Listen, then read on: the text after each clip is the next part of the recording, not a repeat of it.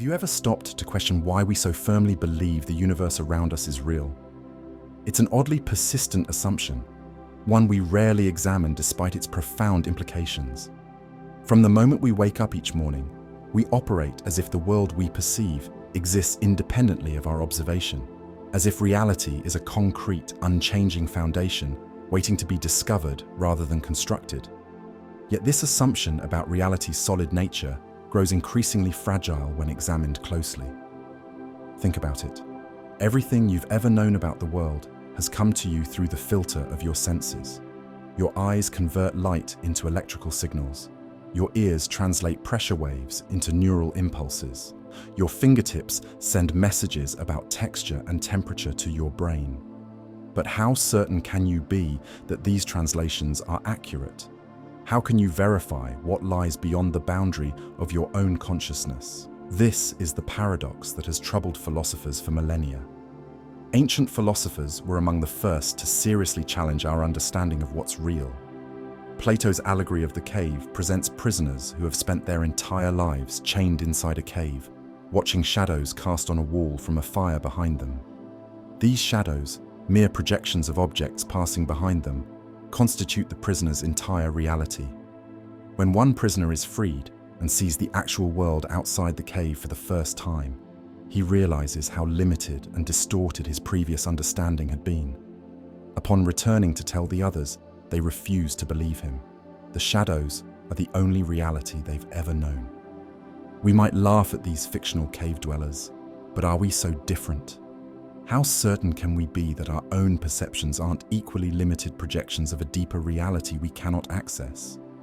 Consider how the allegory applies to our modern condition.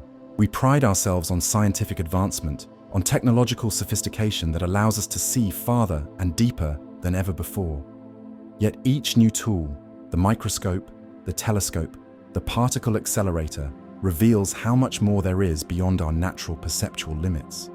What we once thought was fundamental turns out to be composed of smaller parts. What seemed like empty space is teeming with quantum fluctuations.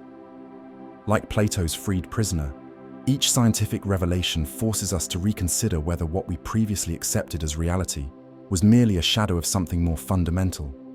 René Descartes took this doubt even further with his famous evil demon thought experiment. He imagined a malevolent entity with the power to completely deceive him about everything he experienced. This demon could manipulate all sensory input, making Descartes believe he had a body when he didn't, that he was moving through space when he wasn't, that mathematics was consistent when it wasn't. Everything else remained open to doubt. The Cartesian doubt cuts deeper than we might initially realize. It's not merely an abstract philosophical problem, but a profound challenge to everything we take for granted. Consider your most basic assumptions: that you have a physical body, that you're reading these words right now, that you have memories of your past. Descartes suggests that all of these could theoretically be elaborate deceptions. And while few of us seriously believe we're being deceived by a malevolent demon, modern analogues abound.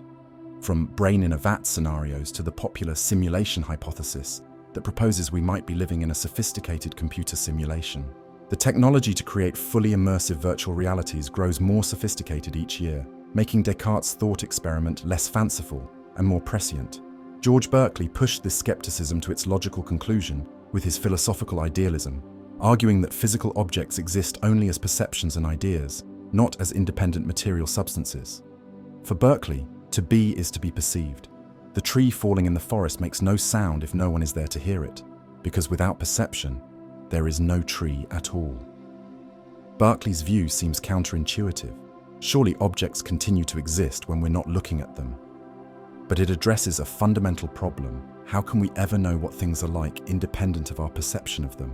We can only experience the world through our perceptual apparatus, so the notion of a reality completely separate from perception becomes almost meaningless.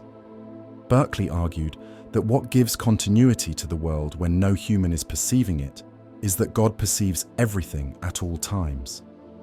Setting theology aside, his central insight remains powerful. The concept of matter as something that exists independently of any mind is both unnecessary and incomprehensible. After all, every quality we attribute to matter, hardness, color, temperature, shape, is ultimately known to us only as a sensation or idea. If we strip away all these perceptible qualities, what, if anything, remains? Berkeley challenged the very coherence of a mind-independent material world. The scientific revolution seemed to offer an escape from these philosophical doubts by providing objective methods for investigating reality. Science promised to move beyond individual subjectivity to uncover the true nature of the universe through repeatable experiments and mathematical models. For centuries, this approach yielded tremendous practical success, allowing us to build technologies that work reliably and make predictions that consistently come true. Doesn't this success suggest that science is gradually revealing an objective reality that exists independently of our perceptions? Yet each major scientific discovery has not solidified our understanding of reality, but rather destabilized it in unexpected ways. Newton gave us laws governing the movement of objects, suggesting a clockwork universe operating according to fixed principles. Then Einstein revealed that space and time themselves are relative, not absolute. That simultaneity depends on the observer's frame of reference, that gravity isn't a force, but a curvature of space-time. Quantum mechanics delivered an even more profound shock, revealing that at the smallest scales, particles exist in states of probability until measured, that the act of observation itself seems to affect reality, that causality as we understand it breaks down. Each scientific leap forward hasn't brought us closer to the bedrock of reality, but shown us how much stranger it is than we previously imagined. Consider how radically our understanding of matter has changed. The ancient Greeks proposed that all matter was composed of indivisible atoms. By the early 20th century, scientists discovered that atoms were composed of smaller particles, protons, neutrons, and electrons. Soon after, they found that protons and neutrons themselves were made of quarks.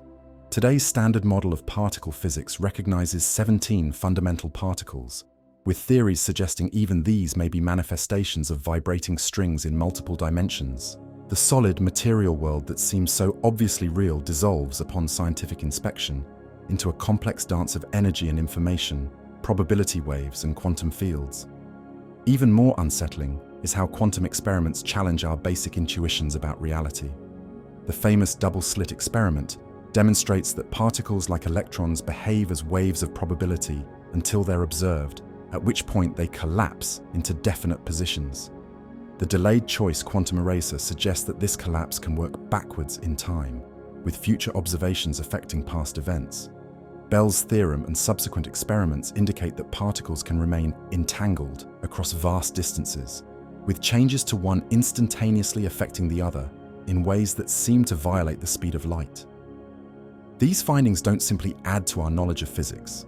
They fundamentally challenge what it means for something to be real in the first place. Even our own brains, our primary tools for perceiving reality, prove remarkably unreliable when scrutinized.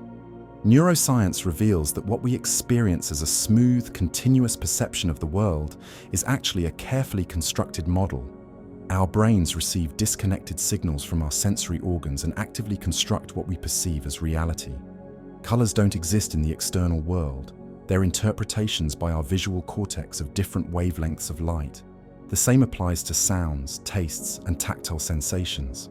What we consider the real world is actually a simulation running in our heads, built from partial processed data. We don't see reality, we see a brain-generated model that's useful for navigating our environment. The limits of our perceptual systems are startling when we examine them closely. Humans perceive only a narrow band of the electromagnetic spectrum as visible light, missing everything from radio waves to gamma rays. We can't detect magnetic fields, unlike some birds and fish. Our hearing range is limited compared to many animals. Our sense of smell is paltry compared to a dog's. Even within our perceptual range, we miss most of what's happening. We don't notice gradual changes in lighting. We filter out background noises. We develop blindness to things we see constantly. What we experience as reality is a heavily edited, simplified version of what's actually happening around us. More remarkable still is how actively our brains fill in gaps in perception. The blind spot in each eye, where the optic nerve connects to the retina, creates a hole in our visual field. Yet we never notice these holes because our brains automatically fill them with what it expects should be there. Similarly, we perceive continuous motion in films and videos, even though they're actually sequences of still images. Our experience of color remains relatively constant despite dramatic changes in lighting conditions. Our brains aren't passive receivers, but active constructors of our reality, making educated guesses and creating coherent experiences out of fragmented, ambiguous data. This constructed nature of perception becomes obvious when we encounter optical illusions. Consider the checker shadow illusion, where two squares on a checkerboard that appear to be different shades of grey are actually identical. Or the Mueller-Lyer illusion, where lines of equal length appear different because of contextual cues. These aren't mere curiosities, but revelations of how actively our brains construct what we perceive.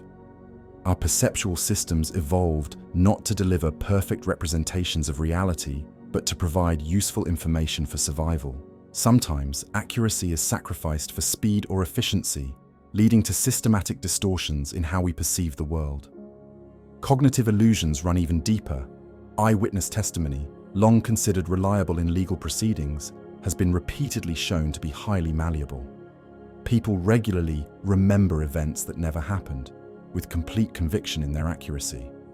In one famous study, researchers were able to implant false memories of getting lost in a mall as a child in about 25% of participants. After suggestion and visualization exercises, these subjects not only believed the false memory, but elaborated on it with details, expressing emotions tied to an event that never occurred. Our memories aren't recordings, but reconstructions, vulnerable to suggestion and distortion. Even our sense of self, perhaps the most fundamental aspect of our subjective reality, is less stable than we assume. Conditions like Cotard's syndrome, where patients believe they're dead or don't exist, or body integrity identity disorder, where individuals feel that a healthy limb doesn't belong to them, reveal how fragile our self-concept can be. Split brain patients, whose corpus callosum connecting the two hemispheres has been severed, sometimes exhibit two distinct centers of consciousness within one body. These neurological edge cases suggest that our unified sense of self is a construction that can break down when the brain is damaged or altered. Language itself shapes what we perceive as real. The Sapir-Whorf hypothesis suggests that the language we speak influences how we experience and categorize reality. Speakers of languages with more precise color terms can perceive color distinctions invisible to speakers of languages with fewer terms. The Hopi language conceptualizes time differently than Indo-European languages, possibly leading to different experiences of temporality. These findings suggest that language doesn't merely describe reality, but partially constructs it by directing attention and organizing experience. The relationship between language and reality goes deeper still. Language isn't just a tool for communication, but a framework that structures thought itself. Concepts like freedom, love, or justice don't exist as tangible objects in the world, but as shared meanings within linguistic communities. Different cultures carve up the conceptual landscape differently. The Japanese concept of ikigai, a reason for being, or the Welsh hiraeth, a homesickness for a place that no longer exists, have no direct English equivalents. If reality is partially constructed through language, and languages differ fundamentally, are we all experiencing the same reality? Or are we living in slightly different versions of reality shaped by our linguistic frameworks? Our relationship with technology further complicates the picture. Digital devices increasingly mediate our experience of reality, from smartphones that filter our social interactions to algorithms that determine what information we encounter. Virtual and augmented reality technologies explicitly aim to create convincing alternative perceptual worlds. The line between real and virtual experiences blurs. Is a video call with a loved one a real interaction? Is an online friendship real? Is the anxiety you feel from a horror movie real, even though the threat isn't? As technology advances, these questions will only become more pressing and complex. The COVID-19 pandemic provided a global experiment in mediated reality as billions of people shifted their work, education, and social lives online. For many, the distinction between real life and virtual life began to dissolve. Virtual backgrounds on video calls created spaces that didn't physically exist. Online concerts and exhibitions offered experiences that weren't quite the same as their physical counterparts, but weren't entirely different either. As we emerge from this period, many are questioning which aspects of pre-pandemic reality need to be restored, and which virtual adaptations might be equally or more real in meaningful ways. All these considerations, from ancient philosophy to cutting-edge neuroscience, from linguistic relativity to technological mediation, converge on a profound uncertainty about the nature of reality. If our perceptions are so easily manipulated, our memories so readily distorted, and our understanding of reality so dependent on the language and concepts available to us, can we trust anything as real in any meaningful sense? The ground beneath our feet seems solid, but physics tells us it's mostly empty space. Our experiences seem direct and immediate, but neuroscience shows they're edited, delayed, and constructed. Our identities feel continuous and stable, but cognitive science reveals they're narratives we're constantly revising. This uncertainty can be vertigo-inducing. If reality itself is fundamentally in question, what can we rely on? What ground remains for scientific inquiry, for morality, for meaning? Some find this uncertainty liberating. If reality is partly constructed, then perhaps we have more agency in shaping it than we thought. Others find it terrifying. If reality is so fragile, what prevents it from collapsing altogether? Still others turn to spiritual or religious frameworks that posit a transcendent reality beyond the physical, a level of existence that gives coherence and purpose to our uncertain perceptual world. Whatever conclusions we draw, the questions that emerge cut to the core of our experience. If perception is unreliable, memory malleable, and consciousness itself a construction, what remains that we can confidently call real? And if we can't be certain about the fundamental nature of reality, how should we live in a world that might be quite different from what it appears to be? These aren't merely abstract philosophical puzzles, but urgent existential questions that impact how we understand ourselves, our relationships to others, and our place in the cosmos. The fragility of reality invites us not to despair, but to approach existence with humility, curiosity, and wonder at the profound mystery in which we find ourselves. Having explored how fragile our assumptions about reality truly are, we must now turn our attention to the primary instrument through which we experience this tenuous reality, the brain itself. Our brains don't simply record the world like a camera or microphone, they actively construct our experience of reality from limited sensory data. Let's begin by considering just how limited our sensory apparatus truly is. Humans perceive only a fraction of the electromagnetic spectrum as visible light, roughly from 400 to 700 nanometers in wavelength. This tiny sliver represents less than 1/1,000,000th of the full spectrum. Radio waves, microwaves, infrared radiation, ultraviolet light, X-rays and gamma rays all surround us constantly, yet remain completely invisible to our naked eyes. Similarly, our hearing detects only frequencies between roughly 20 and 20,000 Hz, missing the rich world of infrasound that elephants use to communicate over vast distances, or the ultrasonic realms that bats and dolphins navigate effortlessly.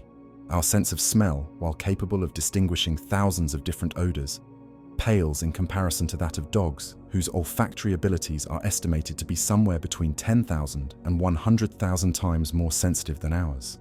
We can't detect the Earth's magnetic field that guides bird migration, sense the electrical fields that help sharks locate prey, or perceive the polarization of light that bees use to navigate.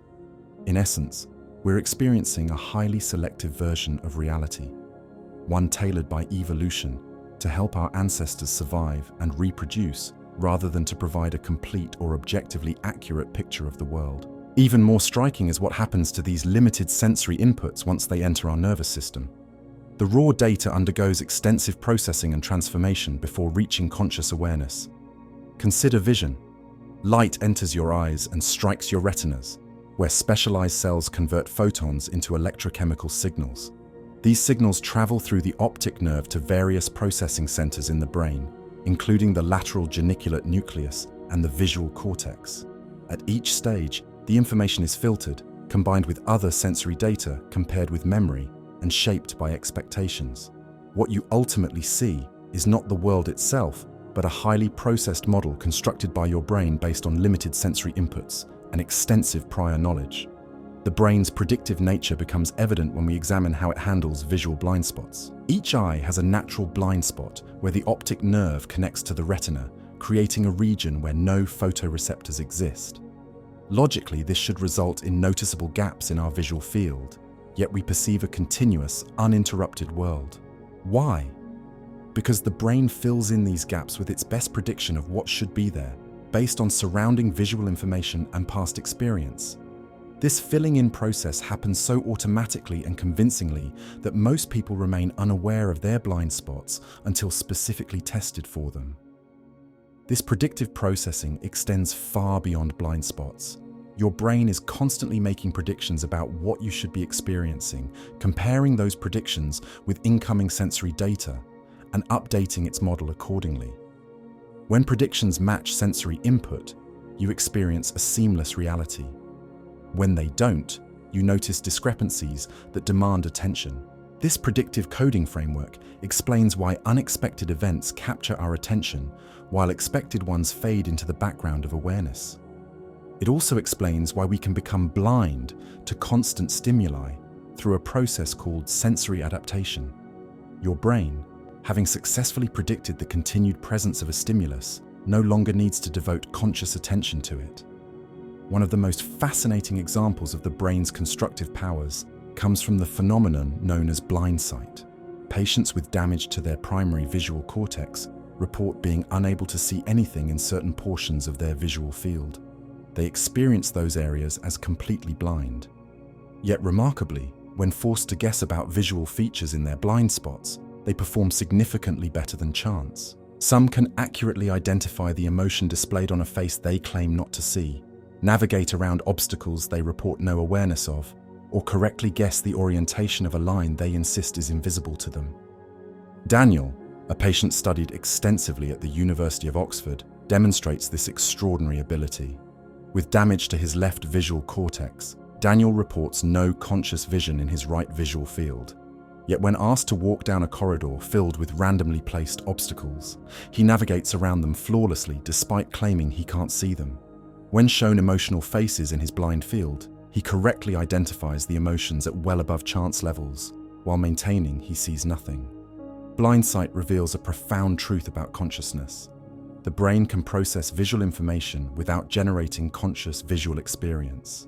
This suggests that what we consciously see may be just one layer of a complex perceptual process, with much of the work happening outside awareness. The constructive nature of perception becomes even more evident when we examine how the brain handles sensory conflicts. In the McGurk effect, when people watch a video of someone saying bye while the audio plays fa, they typically perceive fa. Their brain combines visual and auditory information to construct a coherent percept that doesn't match either input precisely. In the rubber hand illusion, researchers can induce people to feel sensations in a rubber hand by simultaneously stroking it and the participant's hidden real hand while they watch the rubber hand. Within minutes, many participants report feeling the touch sensations as coming from the rubber hand and even develop a sense of ownership over it. These phenomena demonstrate how readily the brain constructs a coherent reality from conflicting or unusual sensory inputs. But perhaps the most compelling evidence for the brain's role in constructing reality comes from the study of memory. Far from being a passive recording device, our memory systems actively reconstruct events each time we recall them. This reconstructive process incorporates new information, current beliefs, suggestions from others, and emotional states, all without our awareness. Elizabeth Loftus, a pioneering researcher in this field, has demonstrated in numerous experiments how easily false memories can be implanted. In one famous study, she showed participants advertisement suggesting they had met Bugs Bunny at Disneyland as children. Many later reported remembering this encounter, despite the fact that Bugs Bunny is a Warner Brothers character who would never appear at a Disney theme park. In more dramatic demonstrations, researchers have successfully implanted entirely fictional childhood memories in substantial portions of study participants. These include memories of being lost in a shopping mall, taking a hot air balloon ride, or even witnessing demonic possession. Through suggestion, guided visualization, and fabricated evidence like doctored photographs, between 20 and 50% of participants in various studies have developed detailed, emotionally charged memories of events that never occurred. What's most striking is that these false memories often feel subjectively indistinguishable from true ones, containing the same sensory details, emotional responses, and confidence levels. This malleability suggests that even our most cherished autobiographical memories, the foundation of our personal identity, may be partially constructed rather than accurately retrieved. The implications extend beyond individual memories to our entire sense of self. We typically experience ourselves as having a continuous, stable identity that persists through time. Yet research on autobiographical memory reveals that we constantly revise our personal narratives, highlighting events that align with our current self-concept and downplaying or reinterpreting those that don't. The self is less a fixed entity than an ongoing construction project, with our brains constantly weaving disparate experiences into a coherent story that makes sense of who we are and how we came to be this way. This narrative construction happens largely outside conscious awareness, creating the compelling illusion of a stable, consistent self. Split brain studies provide some of the most striking evidence for how the brain constructs a unified sense of reality from fragmented processes. In patients whose corpus callosum, the bundle of nerve fibers connecting the brain's hemispheres, has been surgically severed to treat severe epilepsy, researchers can present information to one hemisphere without the other being aware of it. Michael Gazzaniga's pioneering experiments revealed that when the right hemisphere receives information, the left hemisphere, which typically controls speech, will confidently confabulate explanations for actions initiated by the right hemisphere, despite having no access to the actual reasons. The left hemisphere effectively creates a narrative to maintain the illusion of a unified consciousness, demonstrating how our sense of being a single, coherent self may be a construction rather than a fundamental truth. Even perceptions we consider foundational to our experience of reality, like our sense of agency and free will, appear to be partially constructed by predictive brain processes. Benjamin Libet's famous experiments in the 1980s revealed that the brain activity associated with a movement begins several hundred milliseconds before we become consciously aware of our intention to move. More recent research suggests that the conscious experience of deciding to act may be the brain's post hoc explanation of actions that neural processes have already initiated, rather than the causal origin of those actions. This doesn't necessarily negate free will entirely, but it suggests that our experience of making conscious choices may be, at least in part, a narrative our brains construct to make sense of our behavior. The placebo effect offers another window into how brain-generated expectations can create measurable physical reality. When patients believe they're receiving an effective treatment, even if they're actually taking a sugar pill or undergoing a sham procedure, they often experience genuine improvement in symptoms. This isn't merely subjective reporting. Placebos trigger measurable changes in brain activity, immune function, hormone levels, and other biological processes. Remarkably, placebo effects can occur even when patients know they're receiving a placebo, suggesting that the mechanism runs deeper than simple deception. The nocebo effect, where negative expectations produce harmful outcomes, demonstrates the same principle in reverse. Beliefs generated by the brain can manifest as physical reality in the body. These psychosomatic effects extend beyond clinical settings.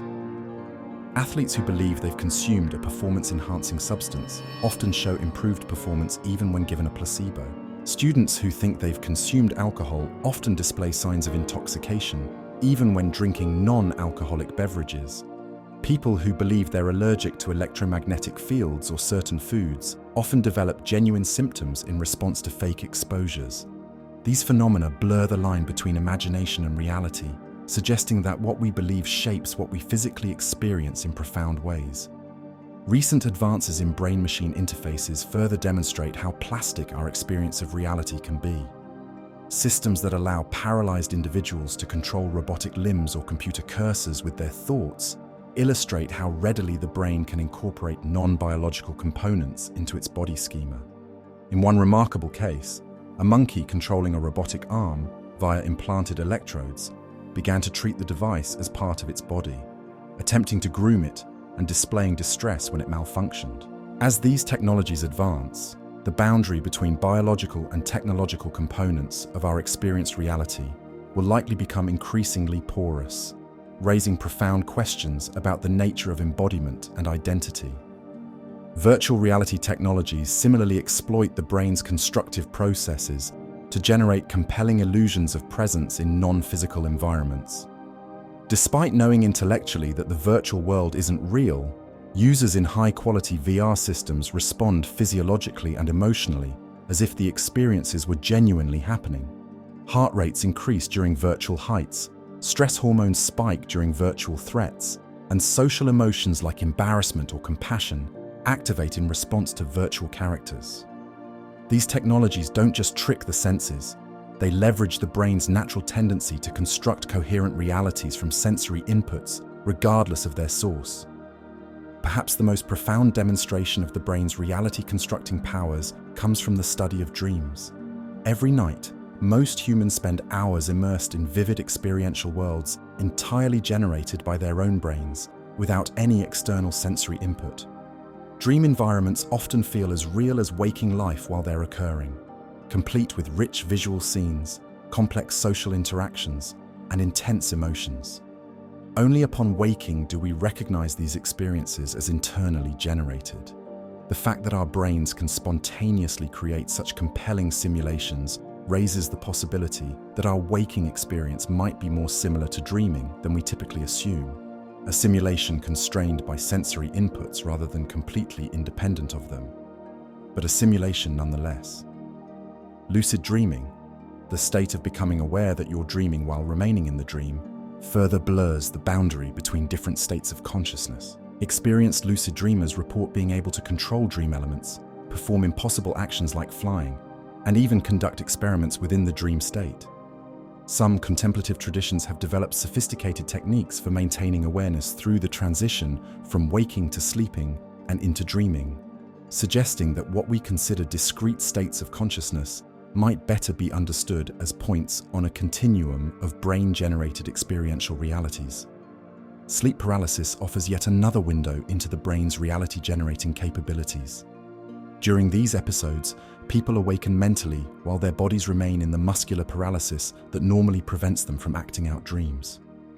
Many experience terrifying hallucinations of intruders, supernatural entities, or malevolent presences, often accompanied by intense sensations of pressure, vibration, or choking. These experiences feel undeniably real to those experiencing them, despite having no external cause.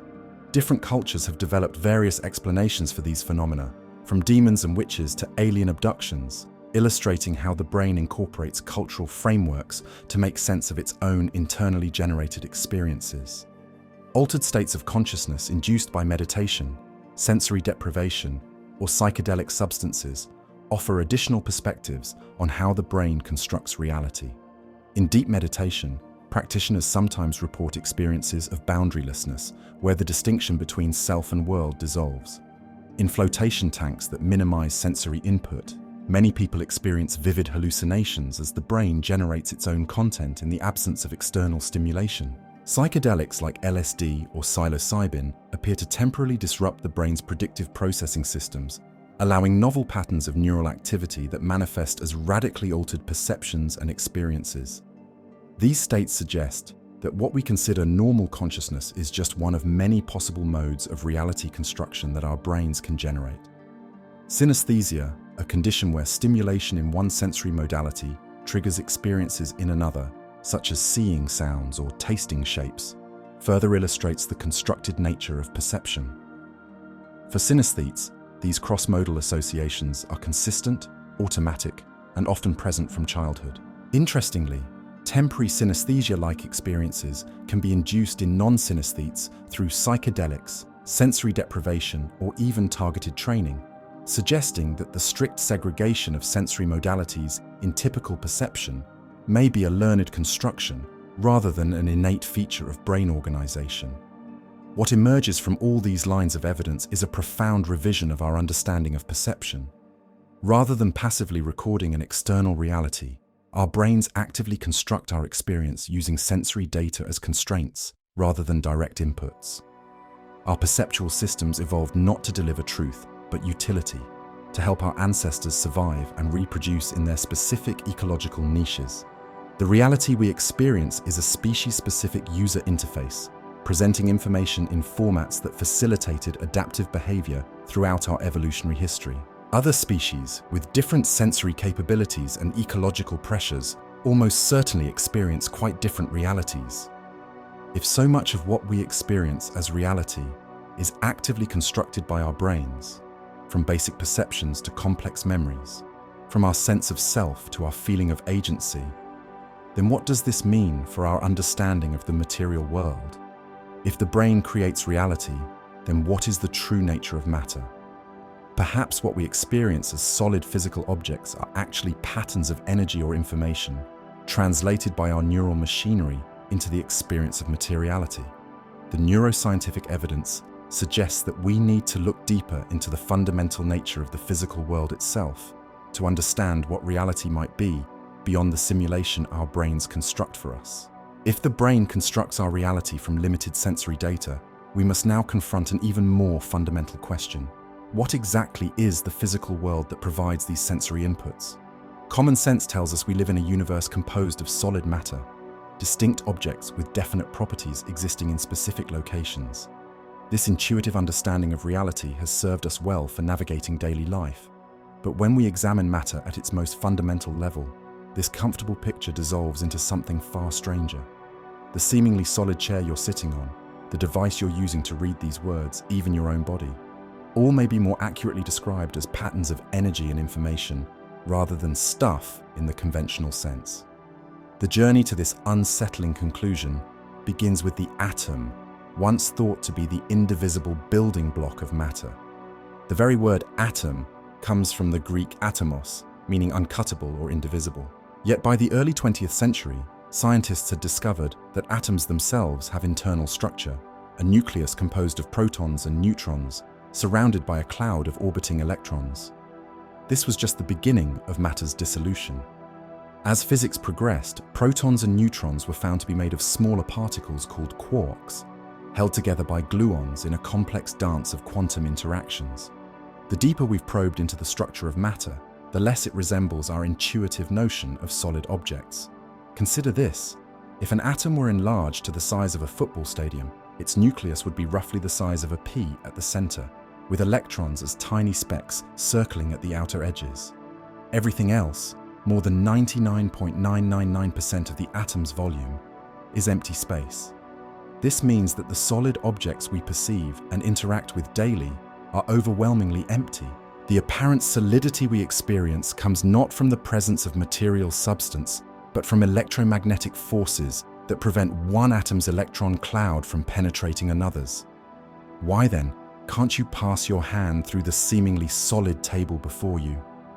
The answer involves the Pauli exclusion principle, which states that no two electrons can occupy the same quantum state.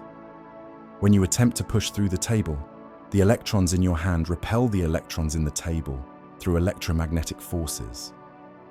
What feels like contact between solid objects is actually an interaction between force fields, with no touching in the conventional sense ever occurring. There's always space between the atoms of your hand and the atoms of the table. They never actually make contact. The solidity we experience is an electromagnetic illusion, a force field effect rather than a property of substantial matter. Even more bizarre is what happens when we examine these subatomic particles themselves. According to quantum mechanics, particles like electrons don't exist as tiny billiard balls with definite positions and properties. Instead, they behave as probability waves, existing in multiple potential states simultaneously until measured or observed. This phenomenon, known as quantum superposition, challenges our most basic intuitions about reality. An electron isn't somewhere until we look for it. Before measurement, it exists as a cloud of probabilities, potentially spread across vast regions of space. The famous double-slit experiment demonstrates this peculiar behavior, when scientists fire individual electrons through two parallel slits onto a detector screen. They don't pass through one slit or the other, as particles should.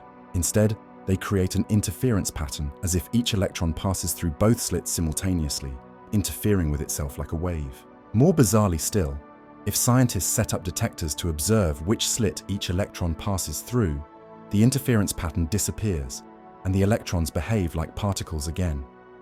It's as if the act of observation itself forces the electron to decide which path to take, collapsing its wave-like nature into particle-like behavior.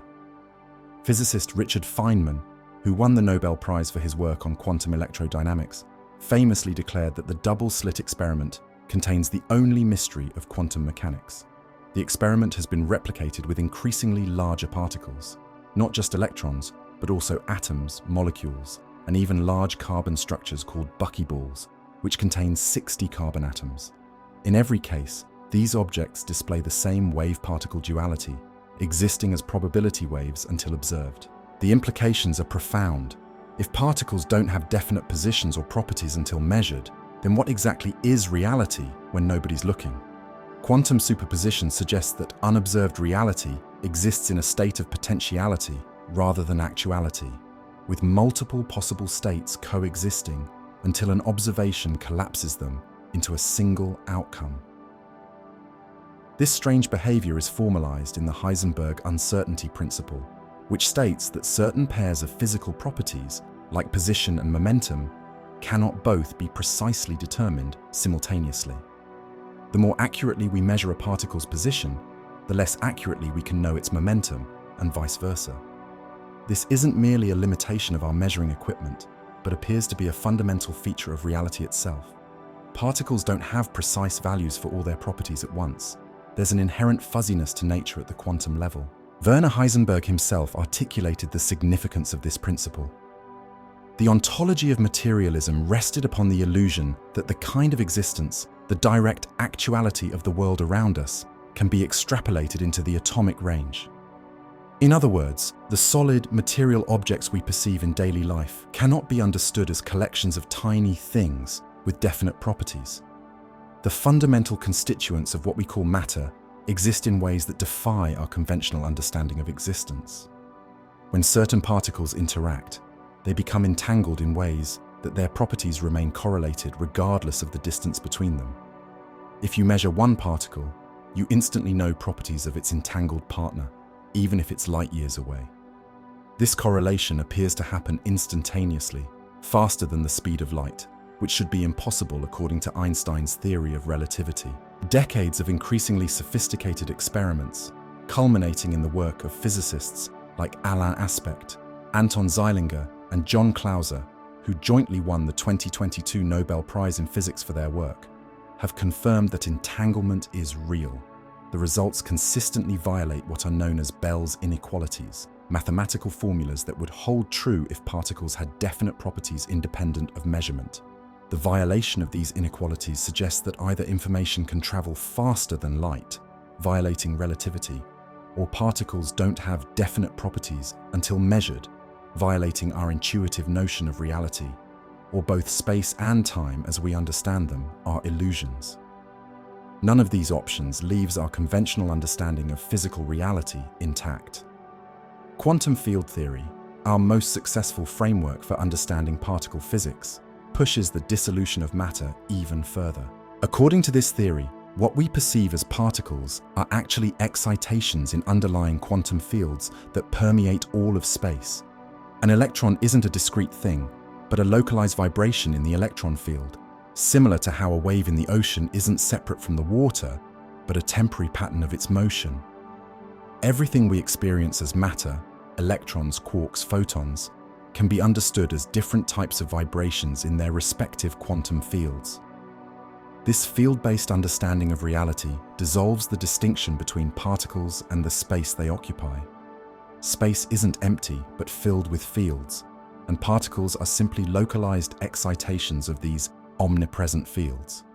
Matter, in this view, isn't substance but pattern, organized energy within fields.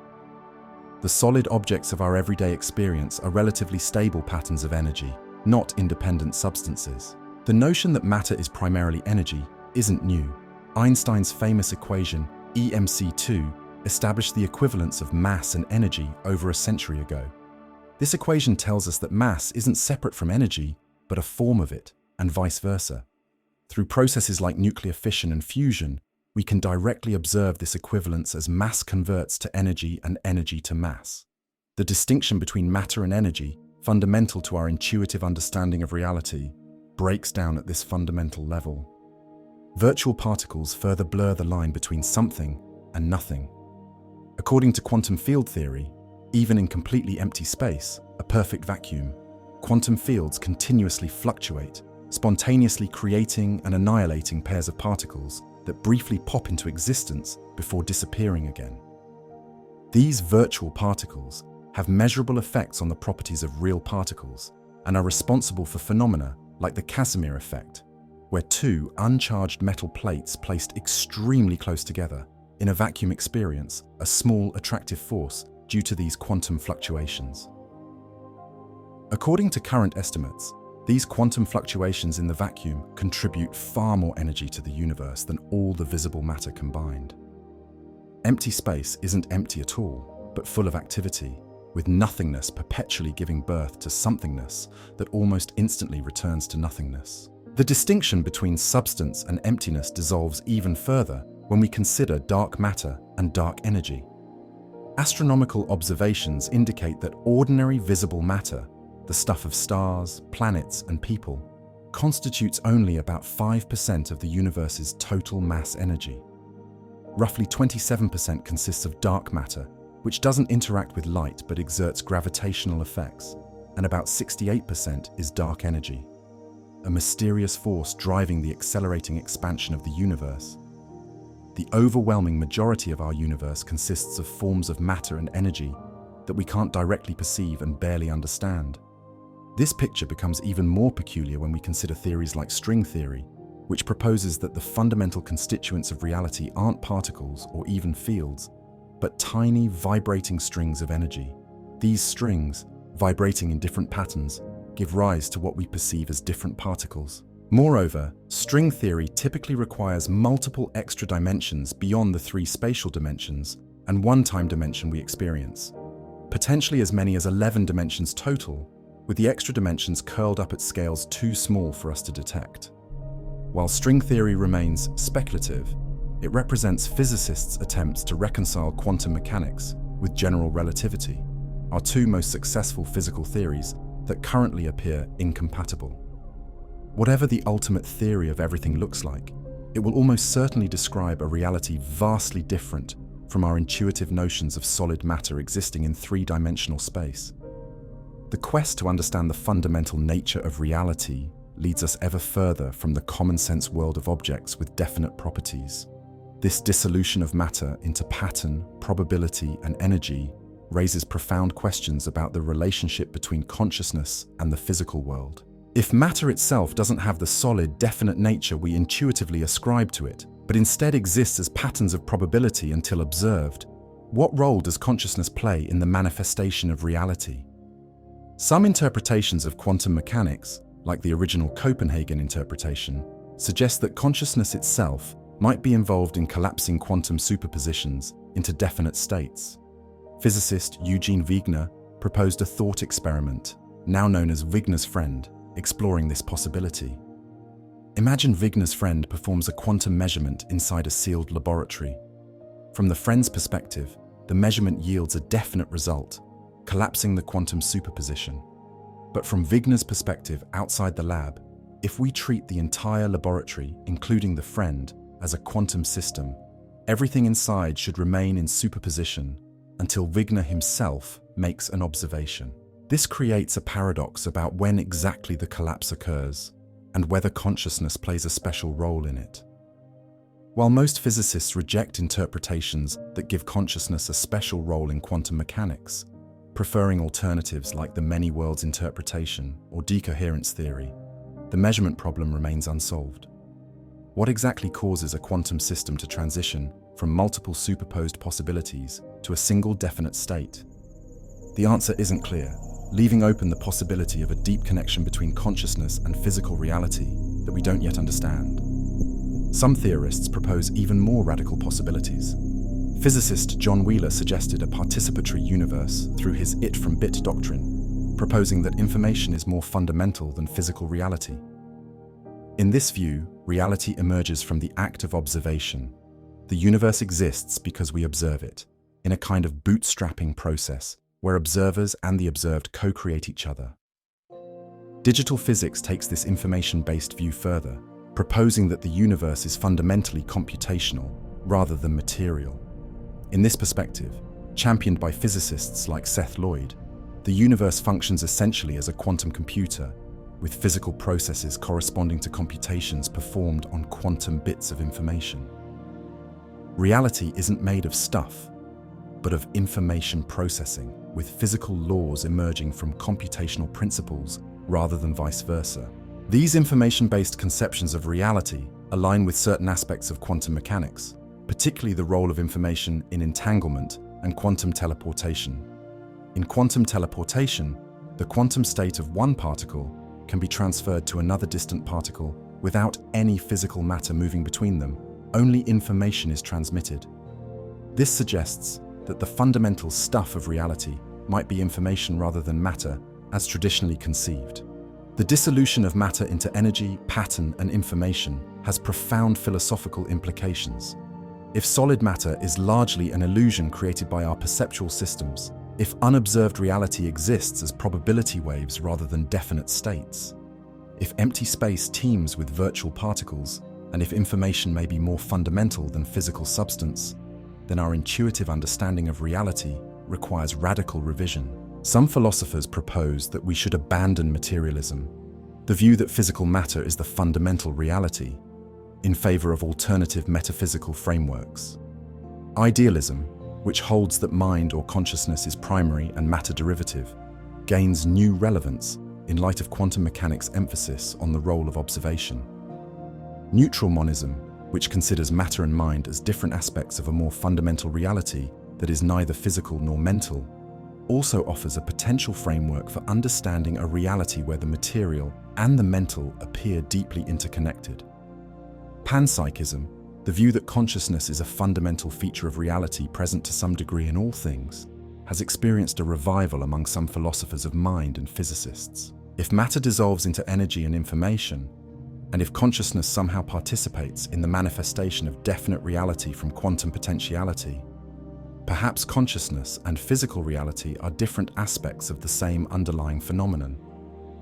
Physicist David Bohm suggested that matter and consciousness might be different aspects of a deeper, implicate order that underlies both. Eastern philosophical traditions have long proposed similar views. Buddhist philosophy has for millennia maintained that solid matter is an illusion, that reality consists of processes rather than substances, and that what we perceive as discrete objects are actually interdependent phenomena without independent existence. Taoist concepts like qi envision reality as flowing patterns of energy rather than solid substances. Hindu Advaita Vedanta proposes that the apparent multiplicity of objects is actually manifestations of a single underlying consciousness. These ancient perspectives find unexpected resonance with cutting-edge physics. The convergence of quantum physics with these philosophical traditions suggests we may need to fundamentally rethink our notion of reality. If matter isn't solid, if emptiness isn't empty, if distinct objects are actually patterns in interconnected fields, and if observation plays a role in manifesting definite reality from probability, then the sharp division between subject and object, observer and observed, mind and matter may be an artificial construct rather than a fundamental feature of reality. This dissolution of matter into energy, pattern, and information leads us to question the nature of consciousness itself. If what we perceive as the physical world is largely empty space and probability waves until observed, how does consciousness arise from such insubstantial foundations? Or could consciousness be more fundamental than we've assumed? Not an emergent property of complex matter, but a basic feature of reality that manifests through complex systems. As we peer deeper into the nature of matter, we find ourselves confronting the mystery of mind with new urgency and perspective. Having discovered that matter itself may be more accurately described as patterns of energy and information rather than solid substance, we now face perhaps the most profound mystery of existence, consciousness itself. How does the subjective experience of being, the feelings, perceptions, thoughts, and sensations that constitute our inner lives, relate to the physical world of particles, fields, and forces? This question, often called the hard problem of consciousness, remains one of the greatest unsolved puzzles in science and philosophy, with implications that could revolutionize our understanding of reality itself. For centuries, Western thought has been dominated by materialism, the view that physical matter is the fundamental reality, and that consciousness somehow emerges from sufficiently complex arrangements of physical components, particularly brains. This perspective seems intuitively reasonable. Damage to specific brain areas reliably impairs specific aspects of consciousness. Psychoactive substances that alter brain chemistry predictably change conscious experiences, and consciousness appears to have evolved gradually alongside increasing neural complexity. The materialist view holds that if we could fully understand the brain's physical processes, we would explain consciousness as a natural byproduct of neurological activity. Yet despite remarkable advances in neuroscience, the gap between brain activity and conscious experience remains as puzzling as ever. We can identify neural correlates of consciousness, patterns of brain activity that reliably correspond to specific conscious experiences, but correlation isn't explanation. As philosopher David Chalmers famously articulated in 1995, even if we could completely map the neural circuitry and computational processes of the brain, we would still face the hard problem of explaining why and how these physical processes give rise to subjective experience at all. Why does the firing of certain neurons feel like something from the inside? Why isn't all this neural processing occurring in the dark without any accompanying experience? Bats navigate using echolocation, emitting high-pitched sounds and forming a picture of their environment from the returning echoes. We can study bat brains, map their neural pathways, and understand the physics of echolocation, but we cannot know what echolocation feels like to a bat. This what it is likeness, the subjective, first-person quality of experience that philosophers call qualia, seems categorically different from the objective, third-person descriptions provided by physical science. This explanatory gap has led some philosophers and scientists to question whether consciousness can be fully explained within a materialist framework at all. Perhaps, instead of treating consciousness as something that emerges from matter, we should consider the possibility that consciousness is itself a fundamental feature of reality, alongside or even prior to physical processes. This perspective turns the conventional materialist view on its head. Rather than mind emerging from matter, perhaps matter emerges from mind, or perhaps both are different aspects of a more fundamental reality. Several theories of consciousness have been developed to address these questions, each offering a different perspective on the relationship between mind and matter. Integrated Information Theory, IT, developed by neuroscientist Giulio Tononi, proposes that consciousness arises from complex systems that integrate information in certain ways. According to IIT, any system that integrates information above a certain threshold possesses some degree of consciousness, with the richness of conscious experience proportional to the system's capacity for information integration. This theory quantifies consciousness using a measure called phi, which represents the amount of integrated information in a system. IIT makes the striking prediction that consciousness isn't limited to brains, but could exist in any sufficiently integrated system, albeit in forms very different from human experience. This includes the possibility of consciousness in complex artificial systems, simple biological organisms, or even highly organized non-biological structures. Moreover, IIT suggests that consciousness is a matter of degree rather than an all-or-nothing phenomenon. Simple systems might possess minimal, rudimentary consciousness, while complex systems like human brains generate rich, multifaceted experiences. By contrast, Global Workspace Theory, GWT, proposed by Bernard Baars, and developed further by Stanislas Dehaene and others, focuses on consciousness as a workspace where information becomes globally available to multiple brain systems.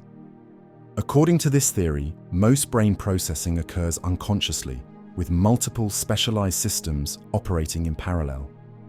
Consciousness arises when information from these systems is selected and broadcast to a global workspace, making it available for various cognitive functions like decision-making, verbal report, and reasoning. GWT explains many empirical findings about consciousness, including the limited capacity of working memory, the serial nature of conscious thought despite the brain's massively parallel architecture, and the phenomenon of inattentional blindness, where we fail to notice stimuli outside our attentional focus. It treats consciousness as a biological function that evolved because it provides adaptive advantages through the flexible coordination of cognitive resources. Unlike IIT, GWT doesn't necessarily imply consciousness beyond brains with global workspace architecture. While these and other scientific theories illuminate aspects of how consciousness might function and evolve, they still don't fully address the hard problem of why physical processes are accompanied by subjective experience at all. This has led some thinkers to explore more radical possibilities, including philosophical idealism, the view that mind or consciousness is the primary reality, with the physical world being in some sense derivative or emergent from consciousness rather than vice versa. Modern idealists don't typically claim that the physical world is an illusion or exists only in human minds. Rather, they propose that what we experience as physical reality might be better understood as patterns in a more fundamental consciousness or mind-like reality. Philosopher Bernardo Kastrup, for instance, argues that the universe is essentially mental rather than material, with individual minds being something like localized alters or dissociated aspects of a universal consciousness, similar to how multiple personalities can exist within a single psyche. In this view, what we perceive as physical reality is the external appearance of this universal conscious experience. A different approach, known as panpsychism, holds that consciousness isn't confined to brains or even to living things, but is a fundamental feature of reality present to some degree in everything that exists. Modern panpsychists like philosopher David Chalmers and physicist Roger Penrose suggest that consciousness might be an intrinsic property of certain physical processes, particularly those involving quantum effects. Rather than trying to derive consciousness from non-conscious components, a task that seems conceptually impossible, panpsychism starts with the assumption that consciousness is basic to reality, manifesting in different forms and degrees depending on a system's organization and complexity. These perspectives gain intriguing support from certain empirical phenomena that challenge conventional materialist accounts of consciousness. Near-death experiences, NDEs, for instance, often involve vivid, structured conscious experiences reported by individuals during periods of minimal or absent brain activity. While skeptics attribute these experiences to residual brain function, drugs, or after-the-fact confabulation, the consistency and complexity of NDE reports across different cultures and circumstances have led some researchers to question whether consciousness might be capable of functioning independently of the brain under certain conditions. Cardiologist Pim van Lommel has conducted systematic research on NDEs in cardiac arrest patients, documenting cases where individuals reported detailed perceptions of their resuscitation procedures, conversations among medical staff, and even events occurring in other rooms during periods when their brains showed no measurable activity. Similarly, neurosurgeon Eben Alexander reported his own profound NDE during a week-long coma caused by severe bacterial meningitis, a condition that shut down virtually all cortical function. Alexander's detailed account of complex, coherent experiences during this period challenges the assumption that such experiences must be products of normal brain activity. Out-of-body experiences, OBEs, present similar challenges. During these experiences, individuals report perceiving themselves and their surroundings from a perspective outside their physical bodies, sometimes with verifiable details that would be impossible to perceive from their actual physical location. While many OBEs can be explained by disruptions in the brain's body image processing, cases where individuals accurately report distant events remain difficult to account for within a strictly materialist framework. Research on terminal lucidity, the unexpected return of mental clarity and memory in dementia patients shortly before death, further complicates our understanding of the mind-brain relationship. Patients with severe Alzheimer's disease or other forms of dementia, whose brains show extensive deterioration, sometimes experience a brief period of remarkable cognitive recovery shortly before dying, recognizing family members and conversing coherently in ways that seem medically inexplicable, given their brain pathology. These cases suggest that aspects of mind and memory might be preserved in ways not entirely dependent on the brain structures typically associated with them. Certain contemplative and mystical traditions have long claimed that consciousness can be trained to function in ways that transcend ordinary physical limitations. Advanced meditation practitioners in various traditions report experiences of non-local awareness, where consciousness appears to operate beyond the confines of the brain and body. Modern research on such practitioners has documented unusual capacities for control over typically automatic physiological processes, radical alterations in brain activity during deep meditative states, and apparently enhanced perception under certain conditions. Studies by Dean Radin, Daryl Bem, and others on phenomena like precognition, awareness of future events, and remote viewing, perception of distant locations without sensory contact, remain controversial, but suggest the possibility that consciousness might not be entirely confined by the conventional limitations of space, time, and sensory input. While such research faces significant methodological challenges and skepticism from mainstream science, the persistence of positive results across different experimental paradigms keeps these possibilities open for investigation. These empirical anomalies don't prove that consciousness transcends the physical brain, but they raise legitimate questions about whether our current materialist framework can fully account for the range of conscious phenomena. They suggest that the relationship between mind and matter might be more complex and bidirectional than traditionally assumed, with consciousness potentially having capabilities and dimensions that extend beyond what current neuroscience can explain. The implications of these considerations for artificial intelligence are profound. Can machines ever be truly conscious? Or are they limited to simulating consciousness without actually experiencing anything? If consciousness emerges automatically from any sufficiently complex information processing system, as some materialist theories suggest, then advanced AI systems might eventually become conscious entities deserving moral consideration. But if consciousness requires something beyond computation, perhaps quantum effects, as Roger Penrose suggests, or an inherent mind-like aspect of reality, as panpsychists propose, then AI systems might remain fundamentally different from conscious beings, regardless of their behavioral sophistication. This question isn't merely philosophical, but increasingly practical, as AI systems grow more complex and lifelike. If we develop systems that convincingly claim to be conscious, how could we determine whether they're experiencing anything or merely processing information in ways that generate conscious-like outputs? The Chinese room thought experiment, proposed by philosopher John Searle, illustrates this dilemma.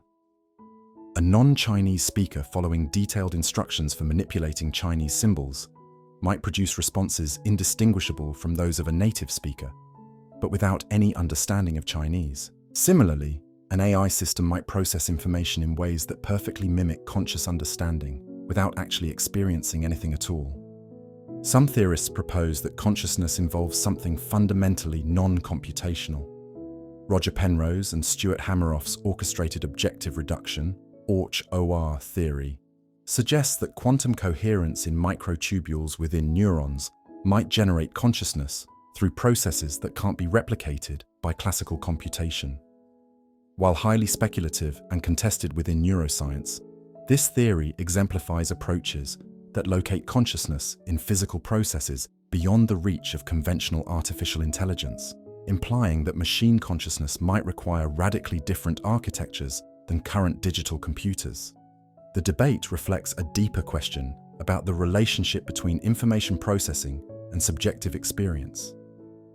If consciousness is essentially computational, a particular way of organizing and processing information, then sufficiently advanced AI systems should eventually become conscious. But if consciousness involves something beyond computation, some intrinsic quality or aspect of reality not capturable in purely functional terms, then there might be an unbridgeable gap between even the most sophisticated AI and genuine conscious experience. This uncertainty about the nature of consciousness has practical implications beyond AI ethics. If consciousness extends beyond brains or can function independently of them under certain conditions, this would radically change our understanding of phenomena like death, suggesting the possibility that some aspect of consciousness might continue beyond bodily death.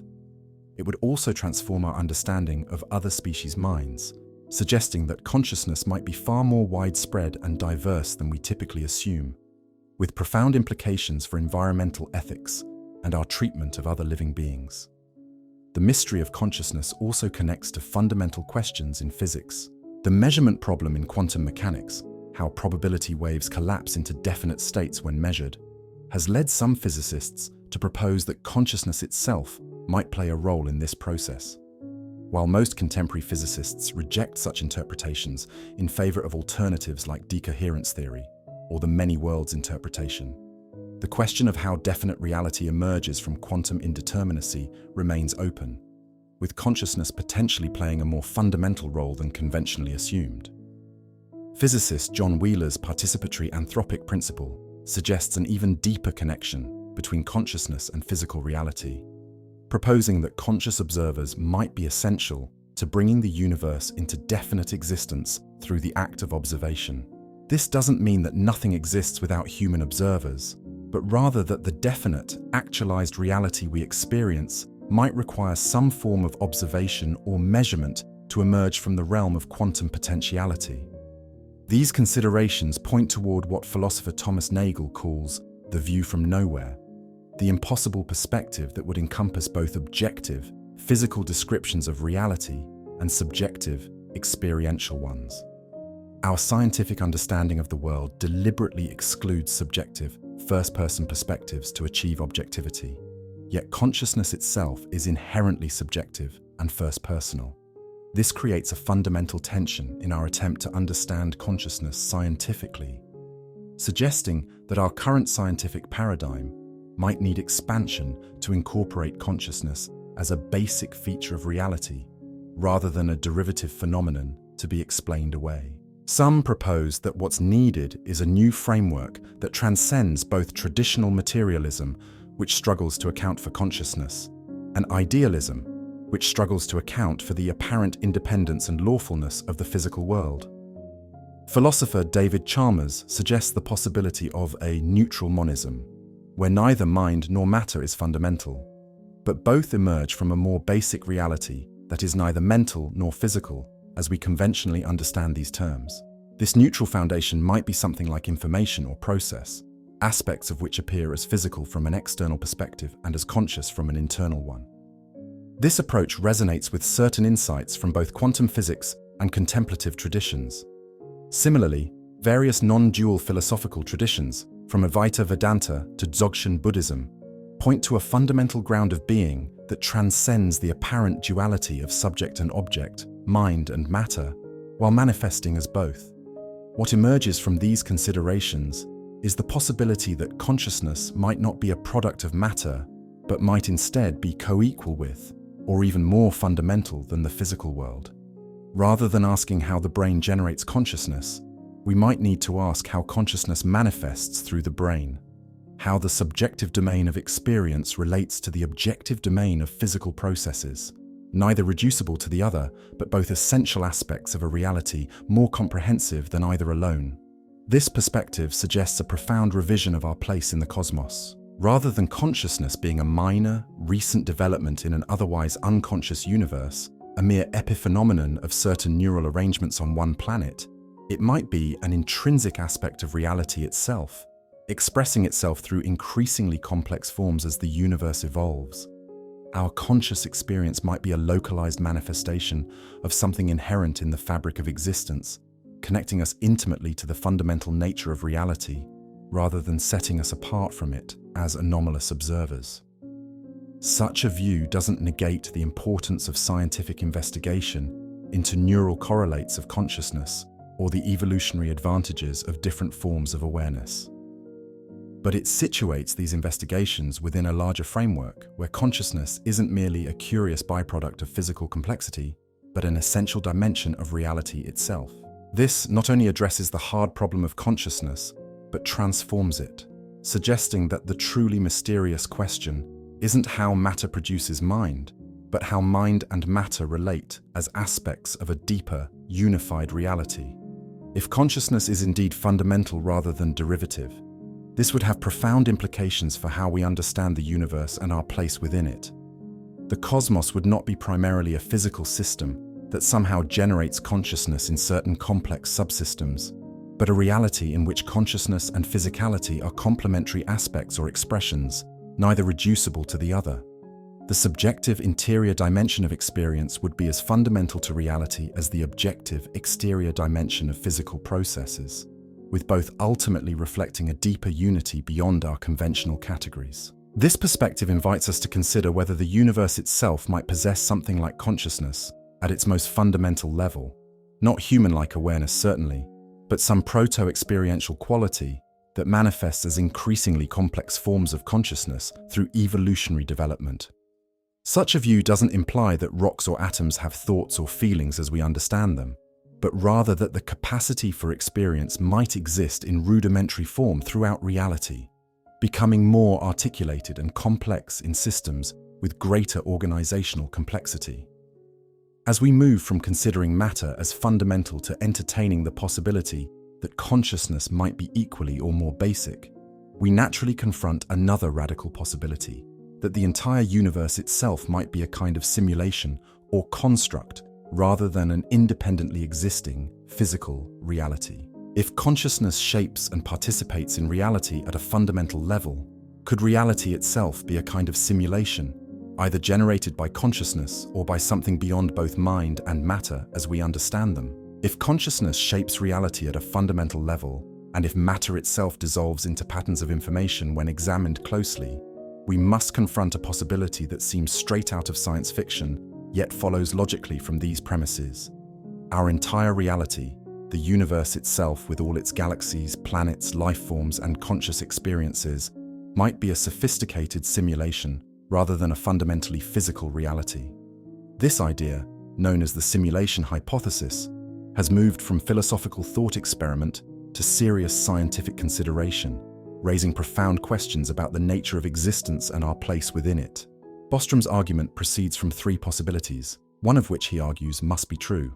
Either 1. Virtually all civilizations become extinct before developing the technological capability to create simulated realities, or 2. Advanced civilizations exist, but for whatever reason, choose not to create simulated realities, or 3. We are almost certainly living in a computer simulation ourselves. This trilemma follows from what Bostrom calls the simulation argument, which rests on several premises. First, it assumes that consciousness or subjective experience can, in principle, be implemented on a computational substrate rather than requiring biological brains, a position known as substrate independence. Second, it assumes that an advanced civilization would have enormous computing power, far beyond our current capabilities. Third, it assumes that such a civilization might be interested in creating detailed simulations of its ancestral past, or of consciousness-containing universes more generally.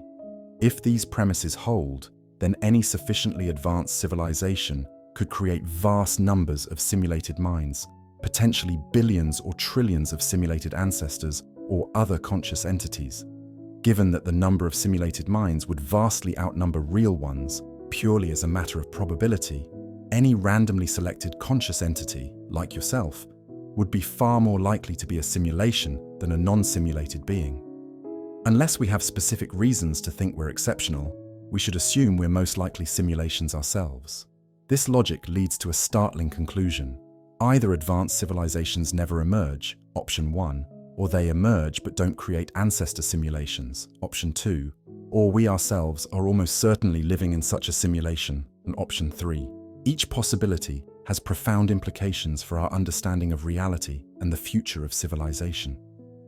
The simulation hypothesis connects with ancient philosophical questions about the nature of reality. Plato's allegory of the cave, where prisoners mistake shadows for reality, can be seen as an early analogue. René Descartes' evil demon thought experiment likewise explored the possibility that our reality might be an illusion created by a powerful entity. However, the modern simulation hypothesis doesn't require malevolent intent or deception. We might be simulations created for scientific research, entertainment, or purposes we cannot fathom, similar to how humans create video game worlds or scientific models. What distinguishes the contemporary simulation hypothesis is its technological framing. Rather than appealing to supernatural entities or philosophical skepticism, it grounds itself in principles of computation, information theory, and technological projection. It suggests that what we experience as physical reality might be more accurately understood as a fantastically detailed computational process, a simulation running on hardware that exists in a higher reality, similar to how video game characters exist within the computational environment of the game, but are ultimately implemented on physical computers in our world. The idea gains plausibility from several converging lines of evidence and reasoning. First, digital physics, pioneered by scientists like John Wheeler, Edward Fredkin, and Stephen Wolfram, proposes that the universe at its most fundamental level might be discrete and information-based rather than continuous and material. Wheeler's famous phrase, "it from bit," suggests that physical objects, it, derive from information, bit, with reality fundamentally composed of binary distinctions rather than material substance. In this view, the universe itself might be inherently computational, operating according to algorithms that process information rather than mechanical laws that move matter. Quantum mechanics provides intriguing support for this perspective. The universe appears to have a minimum scale, the Planck length, approximately 1.6 times 10 to the negative 35 meters, and a maximum speed, the speed of light, suggesting that reality might be pixelated or quantum nature of physical laws further suggests a programmed reality. As physicist Eugene Wigner noted in his famous essay, The Unreasonable Effectiveness of Mathematics in the Natural Sciences, mathematical formulations have proven remarkably successful at describing physical reality, often in ways that seem to transcend their original applications. This deep correspondence between mathematical structures and physical reality might indicate that reality itself is mathematical or computational at its core, that the universe is, in essence, running on mathematical algorithms. The fine-tuning of fundamental physical constants provides another suggestive clue. Many constants in physics, like the strength of gravity, the charge of an electron, or the cosmological constant, appear calibrated with extraordinary precision to permit the existence of stable matter, stars, planets, and ultimately life. If these constants differed even slightly from their actual values, the universe would be incapable of supporting complexity or consciousness. This apparent fine-tuning could be explained if our reality were designed or simulated specifically to support conscious life, the cosmic equivalent of setting game parameters to enable interesting gameplay.